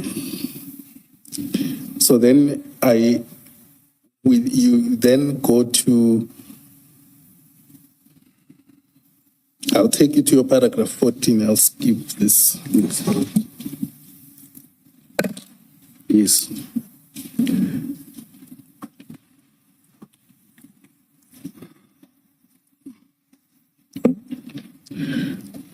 What I'm interested in Yes.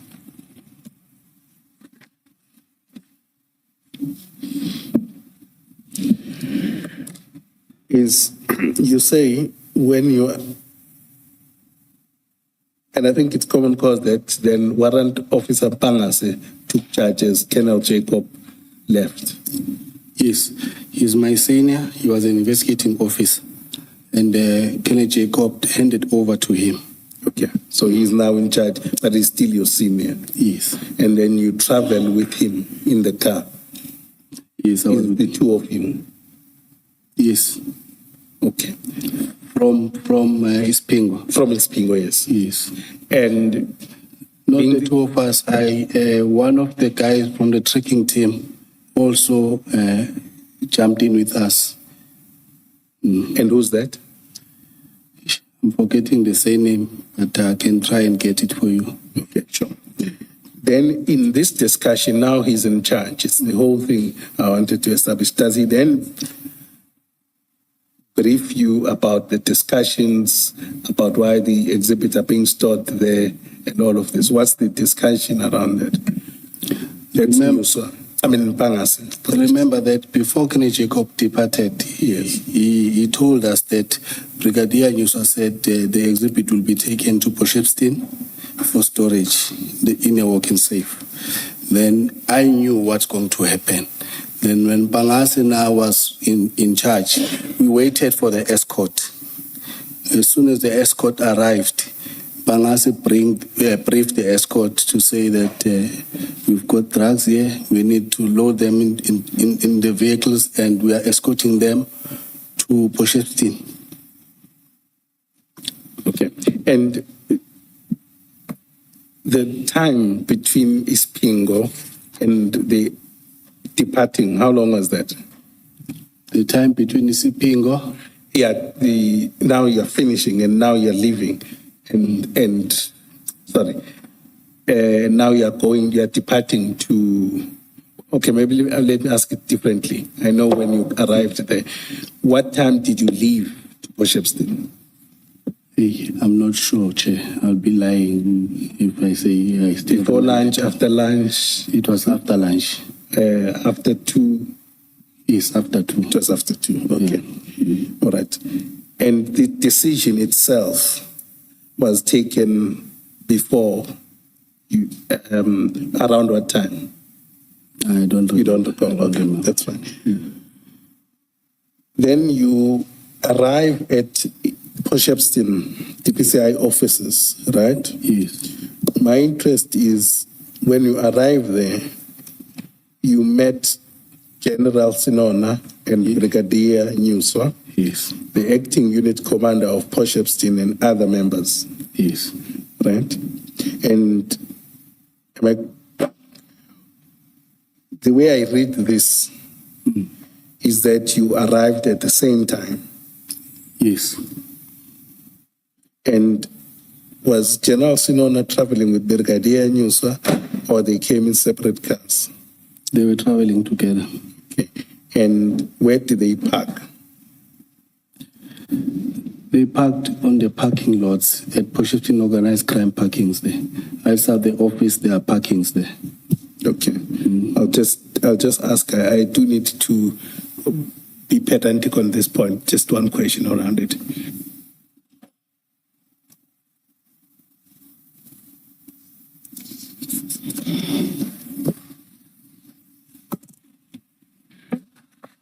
Okay. So when you were offloading the exhibits, right? Yes. Where you participated in the offloading, Yes. right? And the exhibits are still unsealed, Yes. and you handled them, right? All of you. How many were you at the time? Hey, at that point in time, there were a lot of police officers there. Members from Potchefstroom and the members from the trekking team, quite a big team. Yes. And then myself and Pangasi, the brigadier and the general were also there. So I wouldn't be able to give a specific number. Okay. And then when you loaded them in the walk-in safe, right? Where was General Sinon and Brigadier Nyusu? They were part of the offloading, or they sat outside? They were standing next to the entrance door. If my memory serves me well, yeah. Okay. Right. Then you go on, you say the acting unit commander. Yes. Who would that be? Prinsloo. It's Colonel Prinsloo. Handed over the keys to Warrant Officer Mpangas. Yes. Right? And then it's Mpangas who checks the door. Colonel Prinsloo locks the door, Mpangas, and then checks the door. Yes. Yeah. Okay. And again, the exhibit are as they are, right? Now, in terms of the keys, according to your knowledge,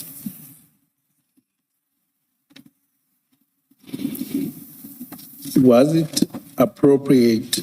Was there any documentation that was filled about handing over the key? Were there any formalities, or it was just here are the keys? I did not see any document being completed. Okay. And do you think would that have been a requirement? I think maybe the OP entry should have been made at the police station. Yes. At the offices there in Potchefstroom. Yes. To say the key is handed over to so and so, and whoever was receiving the key should have signed in the occurrence book. I'll take you to that if there's any contestation, that there is a requirement that if someone is taking possession of a safe key, storage key, they must complete a document, it must be signed. But can you confirm that was not done, so we don't need to belabor the point? I can't confirm that it was not done. Okay. Maybe it was done in their diaries. Maybe an entry was made, a person can sign also in the diary, not necessarily that the person can only sign on the occurrence book. Okay, that's fine. Then if I take you to the second file of the exhibit CJC 243.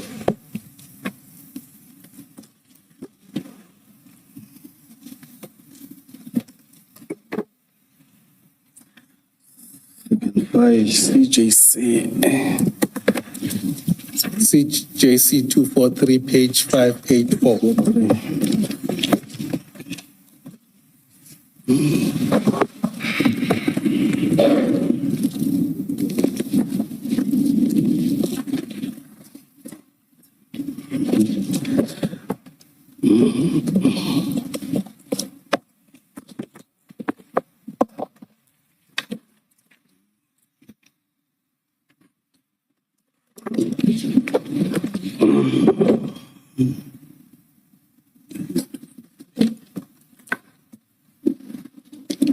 I'm at JC 243, Chair.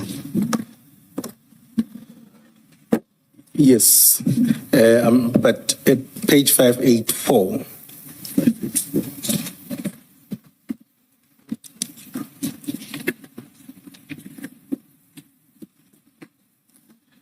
Yes, I'm there, Chair. Yes, so this is the statement dated 25 November 2021 from Brigadier Nyuso. Did you see that? Then I want to go to the following page at the bottom, paragraphs not numbered, 585, the very last paragraph. Yes. Now, somewhat, Brigadier Nyusa seems to suggest rather, that when he arrived at the DPCI offices, the members, he says, let me just read it for the record. When we arrived at the Potchefstroom DPCI SOCI, the investigators had finished offloading the exhibits, and the exhibits were placed in the safe in the presence of Lieutenant Colonel Prinsloo. We were then shown the exhibits. The safe was then locked, and the safe key and the spare key was given to Major General Sinona for safekeeping. Right? Now, what would be your comment with his version? He doesn't seem to say you arrived at the same time. He seems to say it was after. When we got there, they were there. So, sorry, just pick up here. I'm saying when we arrived in Potchefstroom, they were there. Okay, so this We version. arrived at the same time. Okay, so he would be wrong in this version. I cannot respond on his affidavit, but I'm saying when They are contradicting each other. Yeah, because I've got also my own version that I'm Yeah. saying. Then that's his version. Then I Yeah. cannot dispute it. Okay, and then in terms of the key, your version is the key was handed over to Warrant Mpangase, right? Then Prinsloo handed over the keys to Mpangas. So Brigadier Nyusa says they were shown the exhibits, right? The safe was locked. He doesn't say by who though at this point. And the safe key were handed to Major General Sinona for safekeeping. Yes, the key Mpangas handed them over to General Snon. Okay, so it's just that he's missing Pangase in this point. In this point, yeah. Okay, no, that's fine. So ultimately, the key ended up with General Sinona. Yes. Okay. Can I ask the question? Why were these, on the day itself, we are now in Potchefstroom, why were they not put in evidence bags on that day when you got to Potchefstroom? If I can tell you, I'll assume that maybe no one thought of it, because I was contacted the following morning I was requested by Mpangas the following morning to say that no, we needed to go back to Potchefstroom to pack the exhibits. I think maybe it was also that it was late in the afternoon. Yeah, but the place remains open as long as you need to work. And I think, and I note that you say maybe. So no discussion came up about these must be put in evidence bags before we leave this place. No such discussion happened. I don't remember such discussion taking place, Chair. Okay. And the same about entering them in the SAP 13, sorting that process out. That never came up because now it's you and Warrant Officer Mpangase, right? The others were there to escort you from Isipingo. So it's now the two of you. Yes. Between the two of you, there was no thought or discussion that we have to put these, record them in the SAP 13. We've booked them out somewhere. They must be accounted for as booked in. It didn't come up. It didn't on the day on the 22nd. It's only in the morning when he came and requested that we should go there. So we had a situation where these drugs were unaccounted for officially on the system. They were, because there's no record of it. You booked them out. For all we care, they could easily have been in Umlazi or wherever. I'm just making the point. The point I'm making is there is no record. Once you have booked them out, once Mpangase signed them out for analysis, because that's what he says, takes them out for analysis, they land at Port Shepstone on the 22nd. By the time everyone goes to sleep on the 22nd, these are not accounted for where in the records of the SAPS. Because they're not booked in, they just were delivered. That's what, so far that's been the evidence. It's not just you who says that. They got there, they were just put in the vault or in the safe, the key, and then locked, the safe locked and the key given to General Sinona. So, and I'm really making the observation to you that, so for all intents and purposes, from that point, in fact, starting earlier when you were transporting them for analysis, and we know they don't go to the lab, they land at a place which is not recorded anywhere in the system until you are back the following day. They're not in bags, in evidence bags, and they're not recorded in any subsystem at that point. You accept that? I think for me, Chair, I took comfort in the fact that the chain of custody was intact of the exhibit. What does that mean when you say that? It means that when the exhibit left Sipingo to Poshepstein, 541 was accounted for in Poshepstein, and they saved, then the vault was locked. The following day, when we were going to repack the exhibits, we recounted the exhibit and we packed them, and still the same number. But I'm correct to say they were unaccounted for. You say you took comfort. So I wasn't asking whether were you not concerned or not. I'm not asking you that. I'm asking an objective fact. I'm putting to you an objective fact, which is they were checked out, signed out, under the pretext that they are going for analysis. They did not go to a lab. We know that, right? So if anyone looked at the Isipingo SAP 13 of the 22nd, wanting to know where are these exhibits, right? There was no knowing where they landed.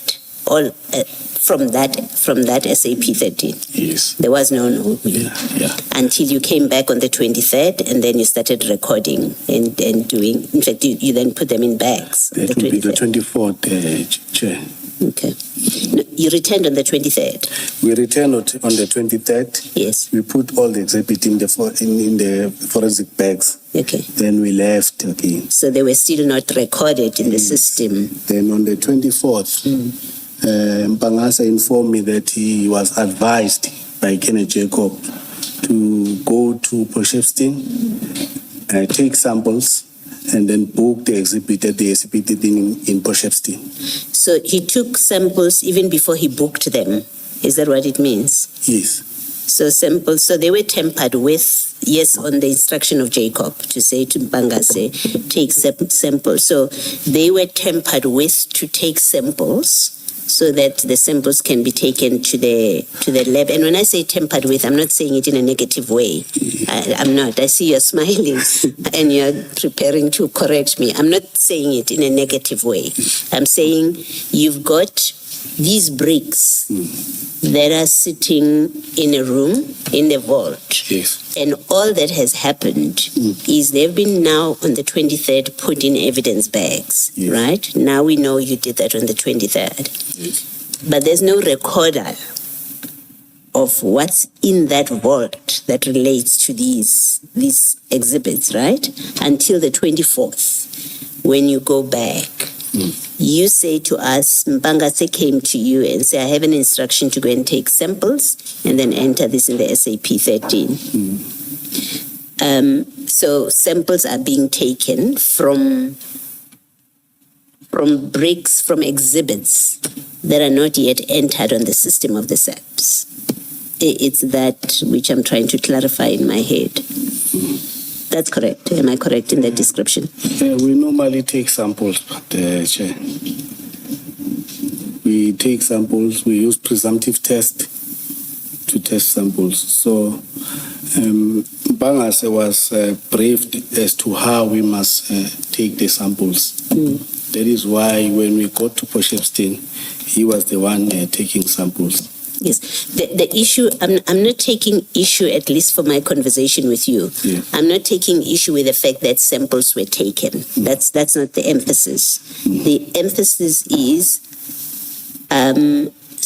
there's an instruction to take samples from exhibits that are not yet booked in the SAP 13. You understand what I'm saying? Yes. Right. Yes. Am I correct in my understanding of that's what happened? Okay. Thank you. Thank you. I see the time is 4, Chair. But it seems history has hit me once more. Can I request just to do a couple of questions? Please go ahead. This is I think Commissioner Baloyi has taken you through what the 23rd and the 24th were, and you're saying at this point you were following the instruction from Bangase as well. Correct? Yes. And I think earlier we had established that in terms of knowledge of the processes regarding sampling, weighing, and all of this for drugs, you were none the wiser in a sense, right? But here they are involving you actively in that exercise such that you even end up with samples in your possession. It was not on the same day. No, I accept, but I'm just saying. But it sounds as if we are saying now it's on the same day. No. So I'm saying from the 23rd to 22nd, 23rd, 24, right? And thereafter up to the 1st, we're going to come to the 1st.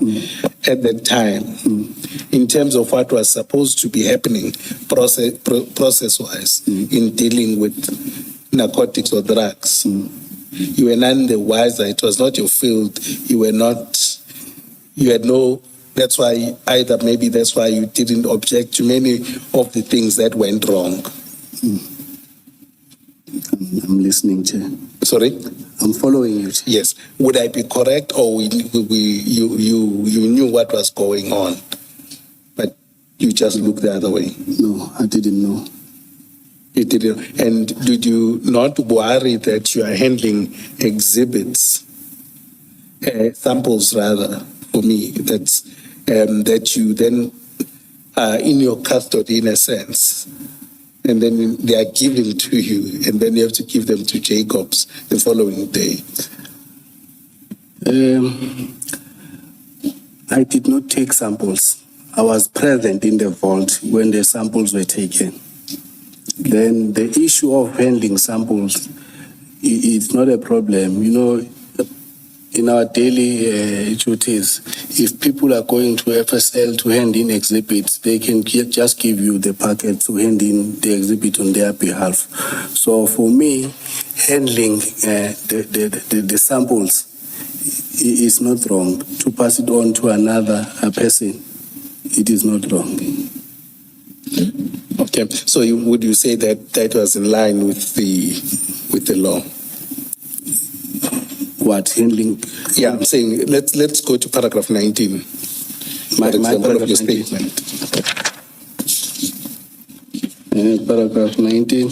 Yeah, you say, I don't remember the date, but Warrant Officer Mpangase handed over to me 5 samples and an inquiry file to hand it to Lieutenant Colonel Jacob on the following day. So your version is that there's nothing wrong with that? Yeah, no, there's nothing Okay, wrong. that's fine. All right.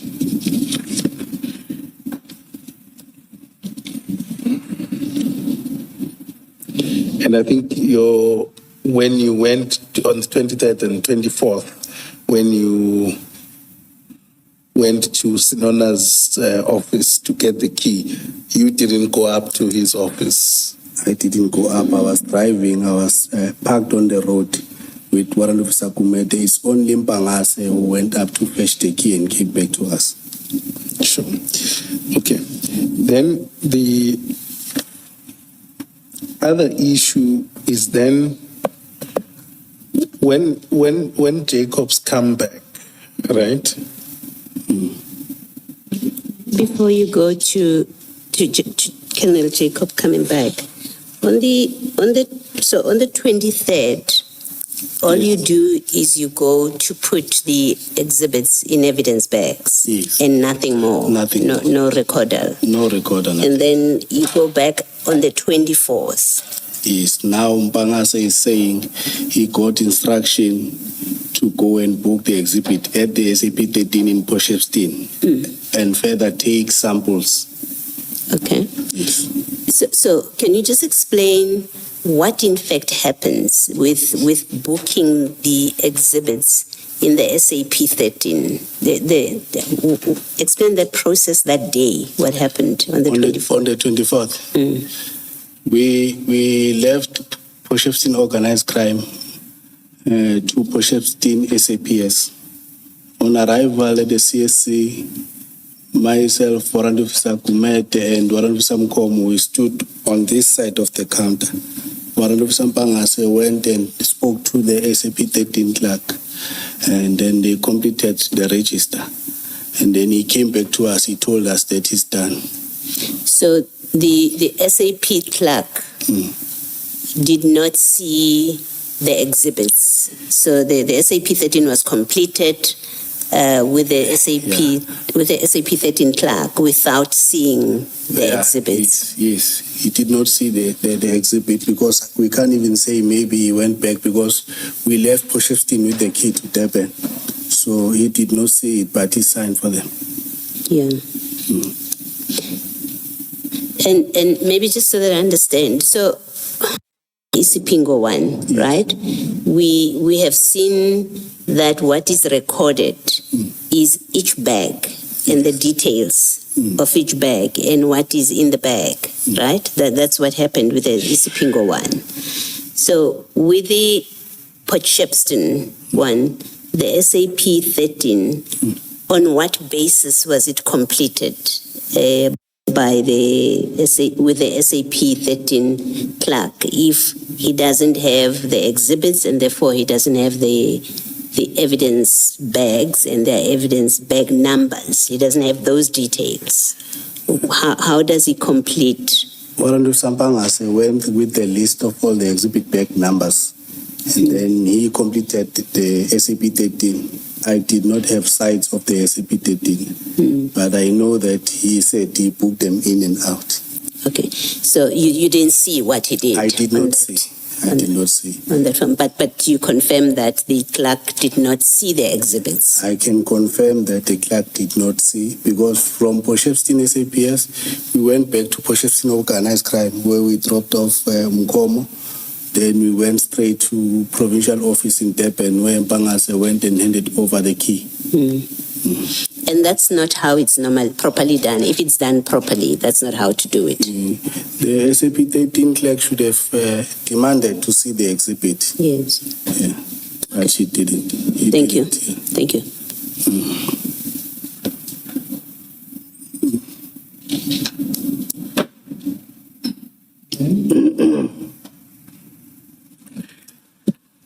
Colonel Jacobs comes back, right?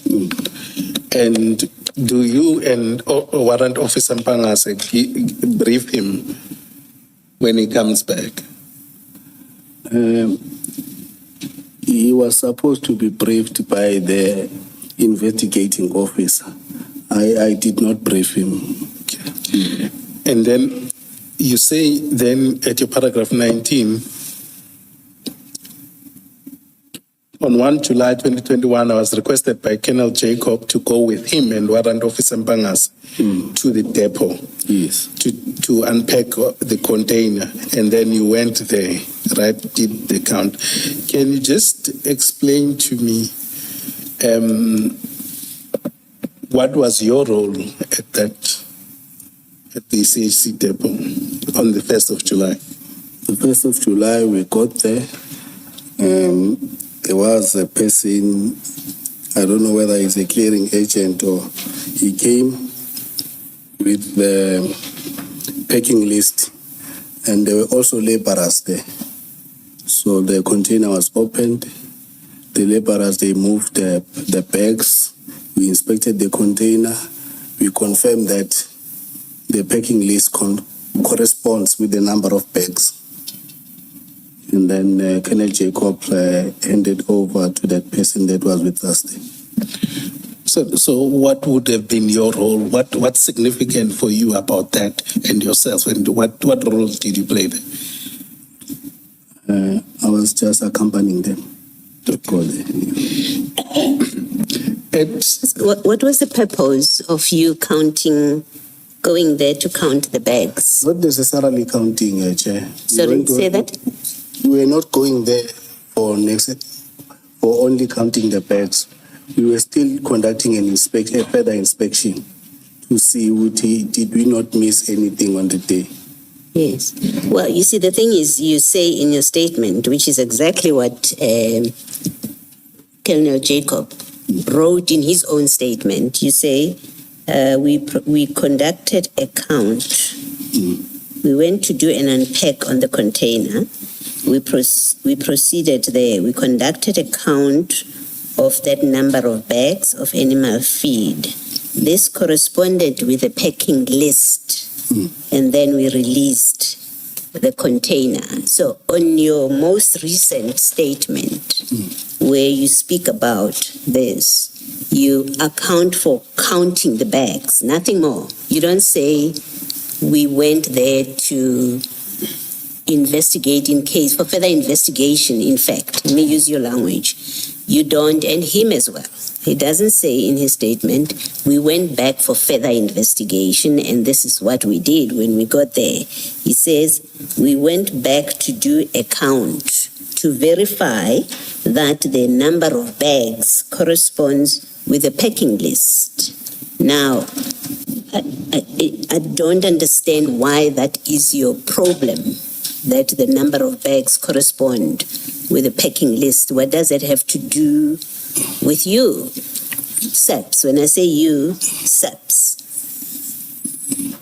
In fact, I want to suggest to you it has nothing to do with the SAPS, that the bags correspond, the number of bags corresponds with the list. But that's what you've said. And it's word for word what Colonel Jacob says in his own statement. Doesn't speak about investigating. And what I suggested, in fact, let me put this to you, what I suggested to him. I suggested to him that this was a charade, It wanted to give appearances that we continued to investigate the docket. There was nothing amiss. This was a serious matter. We were investigating the docket. That's why we went back on that day. And I don't accept that explanation.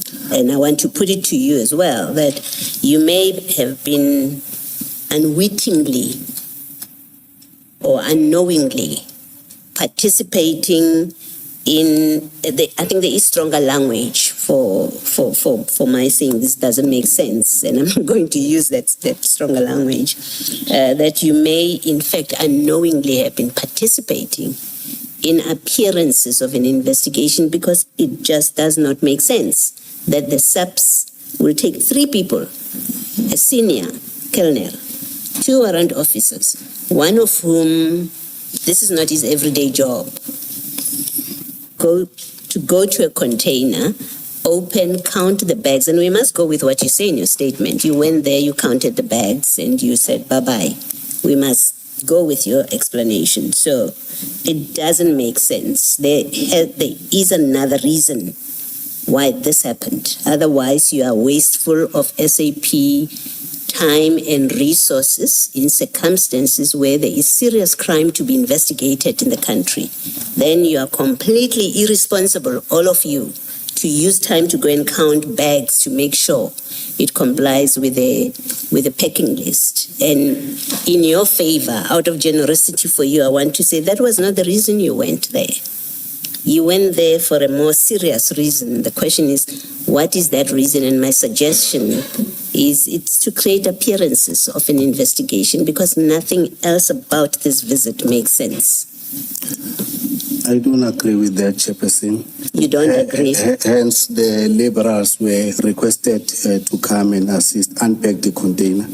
We went there to inspect the container of further narcotics, and we saw that there was nothing. Then the container was then handed over to the relevant person. And you say, so all you did, you got the container emptied? Yes, the laborers. No, that's not what happened. What happened? You didn't empty the container. Your commander, who was in charge of the scene on the day, said you didn't empty the container. You took out the first few bags, and from the first few bags, you knew that no, there's nothing. All is good. So you're contradicting Colonel Jacob yet again when you say the laborers emptied the container. That's not his evidence. The bags were taken out of the container, Chair. So Colonel Jacob lied to us when he said the container was not emptied, only the front bags, and then you checked around and you were satisfied from the smell that and the number of bags that correspond with the list that all is good. He was untruthful when he told us that's what happened. Yes. Okay, thank you. So are you saying he told you that the reason for going there is to look for more drugs? He said we needed to go and conduct a further inspection on the container to establish if maybe there was something that we did not pick up on that day. I raise something else as well about this account of this visit. It's not in your earlier statements. You've gone with the chair through the statements. Your first statement is at Page 633. 6333. Yes. Yes. So your first statement is at page 633, and this is your statement that is dated the 27th of January 2022. So they're fresh in your mind. You don't say anything about this visit of the 1st of July. You end at paragraph 15, where you say, during the time, I cannot recall the date, Mpangase handed over to me a file and 5 samples to hand over. That's paragraph 15 at page 635. And then you have a second statement, shorter statement, at page 646, which is in May, the 12th May 2022. It's a 1-paragraph statement, and you're talking about what happened on the 24th. You don't, in both statements, mention a visit on the 1st of July. You mention it for the first time in this statement that you filed on the 1st of July. It mentions that visit in exactly the same terms as Colonel Jacob's paragraph on this. It seems to me that given that in the immediate aftermath of this incident, you say nothing about it. It's a recent invention that there was a visit and we've gone through that with Colonel Jacob, that even the depot manager mentions it much later. They don't mention it in the first visit, in their first statement. So it seems it gives appearances that this is a creation, a new creation of or something that's supposed to have happened on the 1st of July, when in fact nothing like that happened. And you would have it here because you and Colonel Jacob had a discussion and agreed to add this, especially because this trip doesn't make sense in the way you explain it. It looks like this is something that you agreed to manufacture and add here, because otherwise you would have mentioned it in your earlier statements where you account for your involvement. Yes, Chair. Yes, you want to say something? I want to say something, sir. I don't dispute the fact that it is not included in my first two statements, but that does not necessarily mean that it never happened. Police vehicles have got a tracker. The tracker can be requested, and then you'll see that indeed on the day of the first, we went there. That is all that I'm prepared to say. Well, you're supposed to explain why it's not in your statement, because if it's not in your earlier and the earlier statements which are made immediately after, not immediately, but shortly after the incident of these drugs getting lost, right? This is in January, I think in January and in May, but it's early in 2022, the first half of 2022. You purport to give an account of what happened, your involvement with this, what you know from your involvement. That's what you're doing, giving an account. And then you don't account for the very last visit to the container. You have to explain why.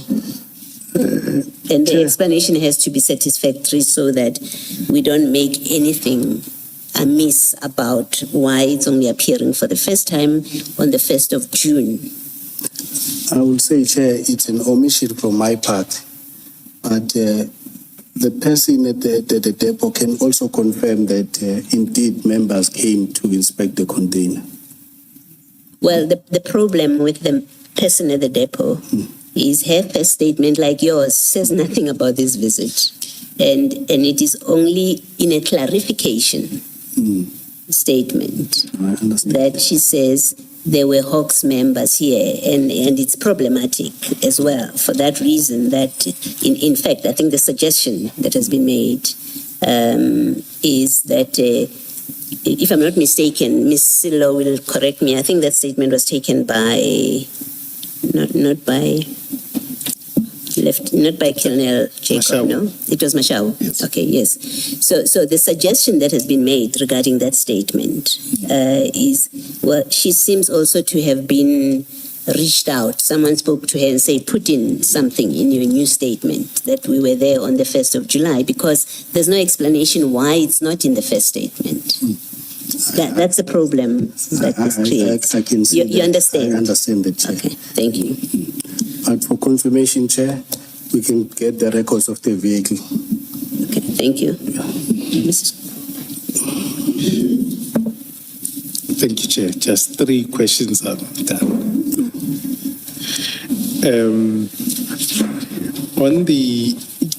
Can we then accept, in light of your engagement, that when you left on the 22nd of June and until your visit on the 1st of July, it would seem that you were not sure, well, you can't be certain that the 541 were the actual number of drugs that were in that container? Or would I be wrong in that? Is it possible maybe that there could have been more drugs than what you counted? Normally, when seizures are done, inspections are done even after on the following day, because you cannot unpack now without the preparation of getting the laborers to unpack. You can just observe that there is nothing that is there. Then when laborers are required, you need to make arrangements, because there is nowhere where you can just get laborers. So I'm saying when you left for Ispingo, right? When we left Sipingo too, No, I'm saying when you left the depot to Ispingo, yes. would you accept on what you are saying that there could be a possibility that there could have been more drugs or more bags than what you had? I don't accept that because we checked. So then on the first, Yes. you said you went back to check if there were more drugs. No, we went back to conduct an inspection to see now that everything corresponds with the packing list. So when you went back on the first, it had it was unrelated to drugs now. We wanted to go and do a final inspection on the container so that the container can be handed over. Yes. Can be, so I lost that. So that the container can be handed over to the responsible person. Okay, no, then I may have missaid you. Then the record will then state. Just for your benefit, you said you got promoted on the 8th, in September, right? On the first, yes. Correct. And then that's 2021. Yes. Right? And I'm interested in your last paragraph, 21 of your statement.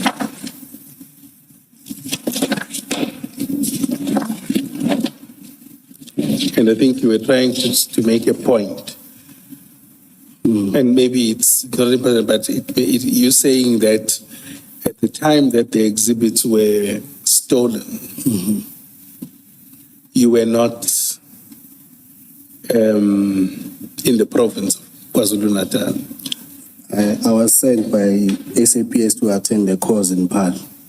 Okay. I'm interested who sent you there. I got a call from Brigadier Nyuswa. Brigadier News. Yes. On the 13th of October, if I'm not mistaken. Sorry, when? On the 13th of October, 2021, to say I must come to his office. Yes. I went there. He then requested me to assist because Captain Van Niekerk, who was supposed to go and attend the course, was on the call-up instruction. He had an unfortunate situation. Her mom was ill. Then he said, can I kindly replace Captain Van Niekerk to attend the course? Then I agreed. Then I left Durban on the 17th. My course was resuming on the 18th of October.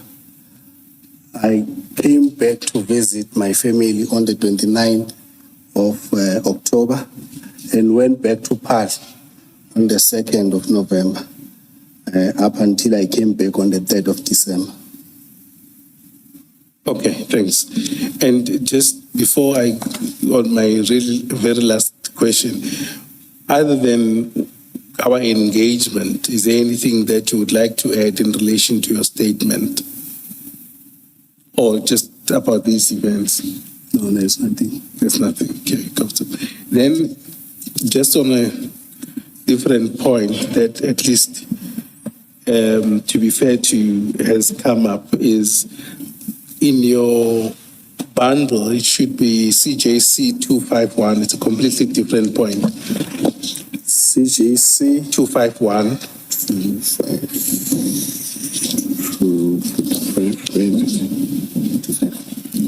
251, page 673. Yeah.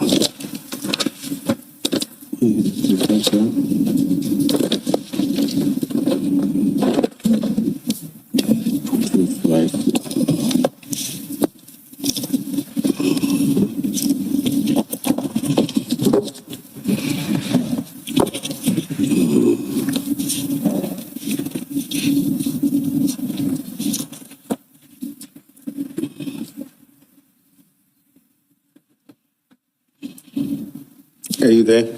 Yes, I'm there. Oh, let me wait for the Commissioner Chairperson. You don't have. Which file is it? It should be. Let me just. It should still form part of the second file.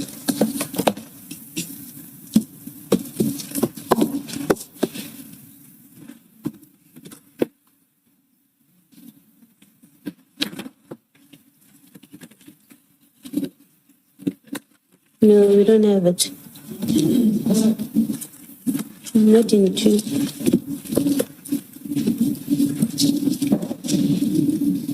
It's not the same one we reported yesterday. What document is it? It's an email from Warrant Officer Sanders, or Sander, to Sibiya K. Would that be you? Yes. Dated 14 November 2023. You don't have it. Perhaps. Is it, please, may it be flighted. Ms. Silo, is it not, Ms. Silo, is it not one of the additional annexures or exhibits? Yes, it's additional It's one of those annexures, additional. but your files were updated. This is file 2. We should be seeing it. Do our attorneys assure us that they did do the update? Let me tell you what happened. When Advocate Ngube was leading evidence of one of the witnesses, Yeah. the documents were ended up, Yes. but they were not updated. So mine, I found it in the statement file. And it is that email of 14 November 2023. That's correct, yes. Yes. So it is lying somewhere, but it is not. In your where it's paper, oh, supposed to be. okay, I get the point. So when it was introduced, and unlike as is often the case, there was no attendance to your file to make sure that they are formally updated. Apologies for that. I don't know what it means now if one of the commissioners has found it, whether. But even he, maybe ours are exactly where his is. Indeed. There's no flag, there's no nothing, it's just lying at the bottom of a pile. But that can be sorted out. Let's not delay by Let's not apologize for that. Do you want to put it on the screen? It will make it easier. Then we will follow from our screens. Indeed. In the meantime, we'll try and see if at least the witness's file is updated. Yeah.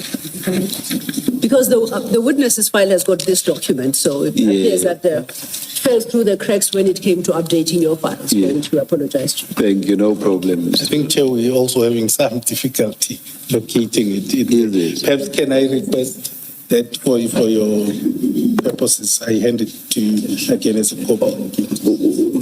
Just one is fine. For Commissioner Baloyi, I will share with Commissioner Kumalo.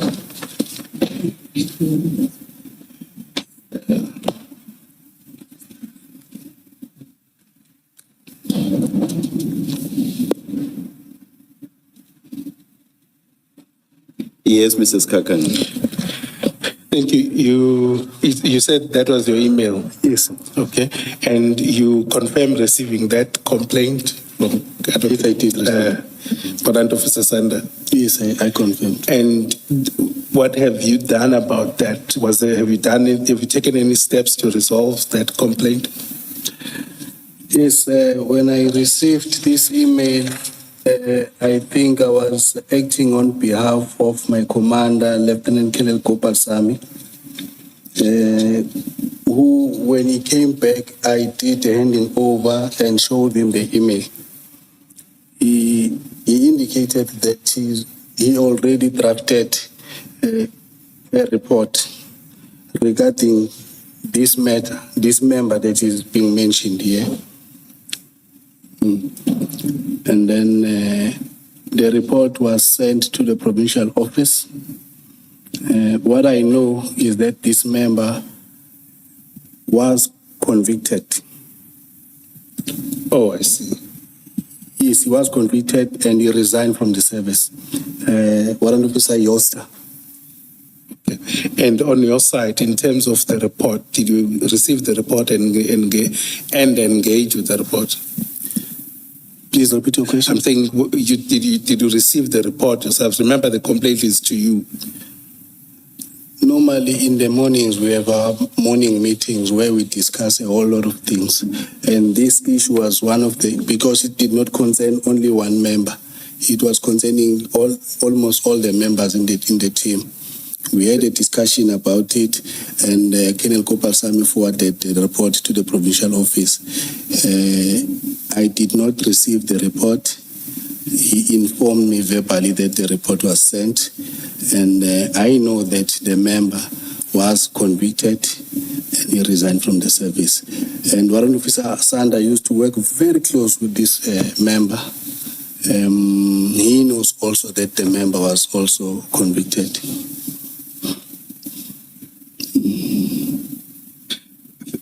Thank you. And the conviction or discipline was in relation to this complaint? Yes, it was in relation to the theft of exhibits. Okay, all right. Thanks. Do you have any further questions on our side here?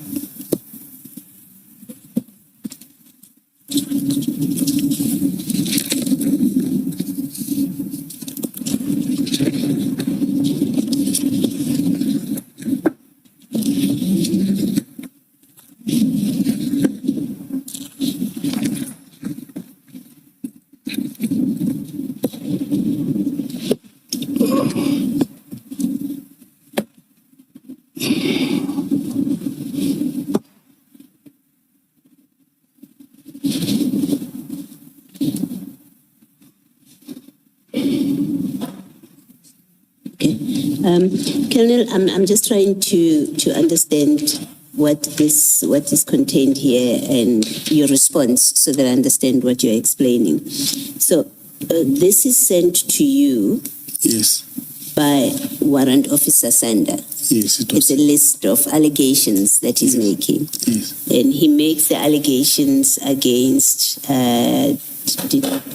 Detective Warrant Officer. Yes. Yoste, that member. And these allegations, so if you look at, there are a number of cases here and different things. I'm trying to understand what it means in relation to Sander. So, for example, if you look at, let's start at the bottom. Look at the bottom on page 1, the bottom of the page. I just want to make sure that I understand what this represents.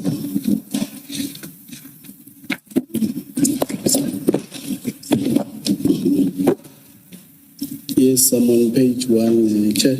Okay, let's start with what looks like the bottom case here. So if you go a few lines up, you will see where it starts on 2021-02-23. The arresting officer, Lieutenant Colonel G.Y. Jacob, signs for the following exhibits. You see where I'm reading? Yes. Okay. And then he gives a number of exhibits. And then he says there is no further evidence of these exhibits in the docket. Right? And then he lists a case number, and then it is about possession of cocaine and mandrax with an SAP 13 number. And then it says the chain statement for this matter refers to different exhibit bags taken to FSL. These exhibits match that CAS number. I'm trying to understand why this is something that Jueste would be charged and not, let's say, Jacob, because he's mentioned here. I mean, my reading of it seems to be the allegation is being made against Jacob that he took exhibits out and they never came back. Can you just explain it? Although I'm not too sure, but I can just, according to my recollection, I think Colonel Jacob had handed over the exhibits to Warrant Officer Yosta. And then Warrant Officer Yosta was supposed to take the exhibit to forensics, and he did not take them. Okay. I think that is why it's falling on Warrant Officer Yosta's shoulder. He also submitted a chain statement to say that indeed I received the exhibit from Kenneth Jacob and forwarded them to FSL. Okay. Meanwhile, the exhibit were not received, and the acknowledgement receipt could not be found. So somewhere there has to be a record of responses to these allegations. Indeed, when Colonel Kopasami said he submitted a report, I think if he's engaged on the report, he might provide us, although he's retired, or Provincial Office Brigadier Nyuswa can indicate whether he did receive such report or not. Okay, so when you receive this as Sanders superior, Yes. does Joste report to you at the time? I think you've said he's been dismissed or something. Was he part of the people that report to you? No. Okay, so when you receive this kind of list, and it's quite a lengthy list, what do you do? What did you do with it? I informed Warren Officer Sanda that I received your complaint. It will be addressed. It's quite a number of issues that you are addressing. I think it will be prudent that we wait for the team leader, Colonel Gopal Sam, so that I can give him this complaint. Okay. Yes. And then the team leader returned. What happened? The team leader said he will draft the report and forward it to the provincial office. Okay. So after that, it was now out of your hands. Is Now, that because the team leader is back now? Okay. So you had no further involvement in I this? had no further involvement. Have you seen the report that the team leader sent to provincial office? I've never seen that. I haven't seen the report. You've never seen that? I didn't see the report. But he told us, even Warren Officer Sanda was present in our morning meeting. He told us that, Carl, your issue or your email has been attended to. I've submitted a report to provincial office. Hence, the investigation was instituted against the member. Yeah, I'm told the report, that's what happens when one has to go through documents very quickly. I'm told the report is in fact here. You say you haven't seen it? I haven't seen the report. It was not sent by me. Okay. And do you know what would have happened, if anything, in respect of the many other people that are mentioned here? So, for example, there's one that says the exhibits are signed for by Joste, and we know action was taken against Joste, you tell us. There's another one that says the exhibit was signed for by, it gives a different name. If you look at the second page, 674. Okay. Number? The very last one, number 4. Yes. It starts off with case numbers, right? And what the case is about. And then in the next line, it says the exhibits in this matter were signed for by that investigating officer. And item so-and-so was signed for by that officer. And he deposed to the statement. And then that officer states that Joste delivers the exhibits to FSL. There's no delivery receipt, no a packing letter to this effect. There are no records at Forensic Science Laboratory. So the names, basically I think what I'm trying to find out is, do you know if anything in this investigation looked at the roles of the different people that are mentioned? There's that officer whose name I'm not mentioning. Dwarika. Dwarika. There is Msomi. There's Jacob mentioned more than once. Do you know if this investigation looked at their role?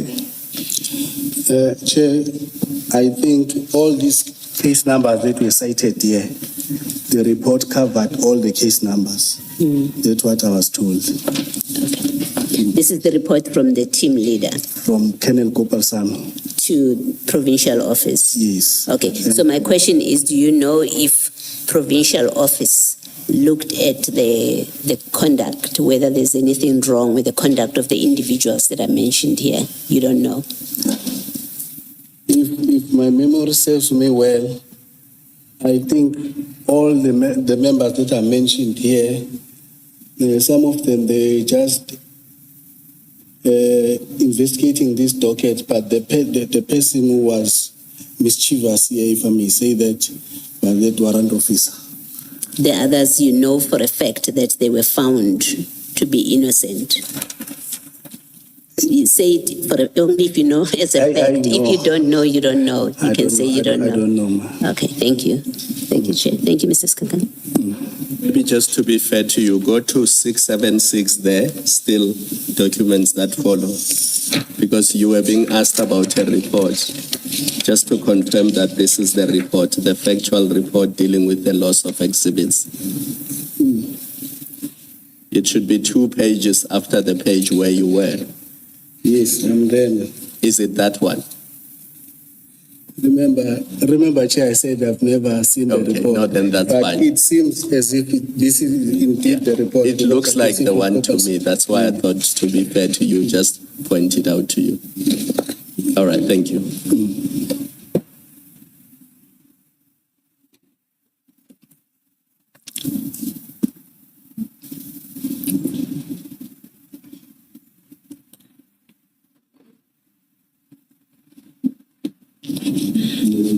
Yes, Mrs. Chair, I Kaka. think I've exhausted your indulgence, and I think I've covered the key points I needed to cover. Thank you, Mrs. Kaka. Thank you very much, Colonel. You are excused. Thank you so much, Chair. I'm tired. Thank you. I can see from the smile that you are relieved. Thank you. Let's adjourn and resume it. Oh, I thought you wanted to raise something, Mr. Chairman. No, Chair. Thank you. Let's adjourn and resume at 9:30 on Monday.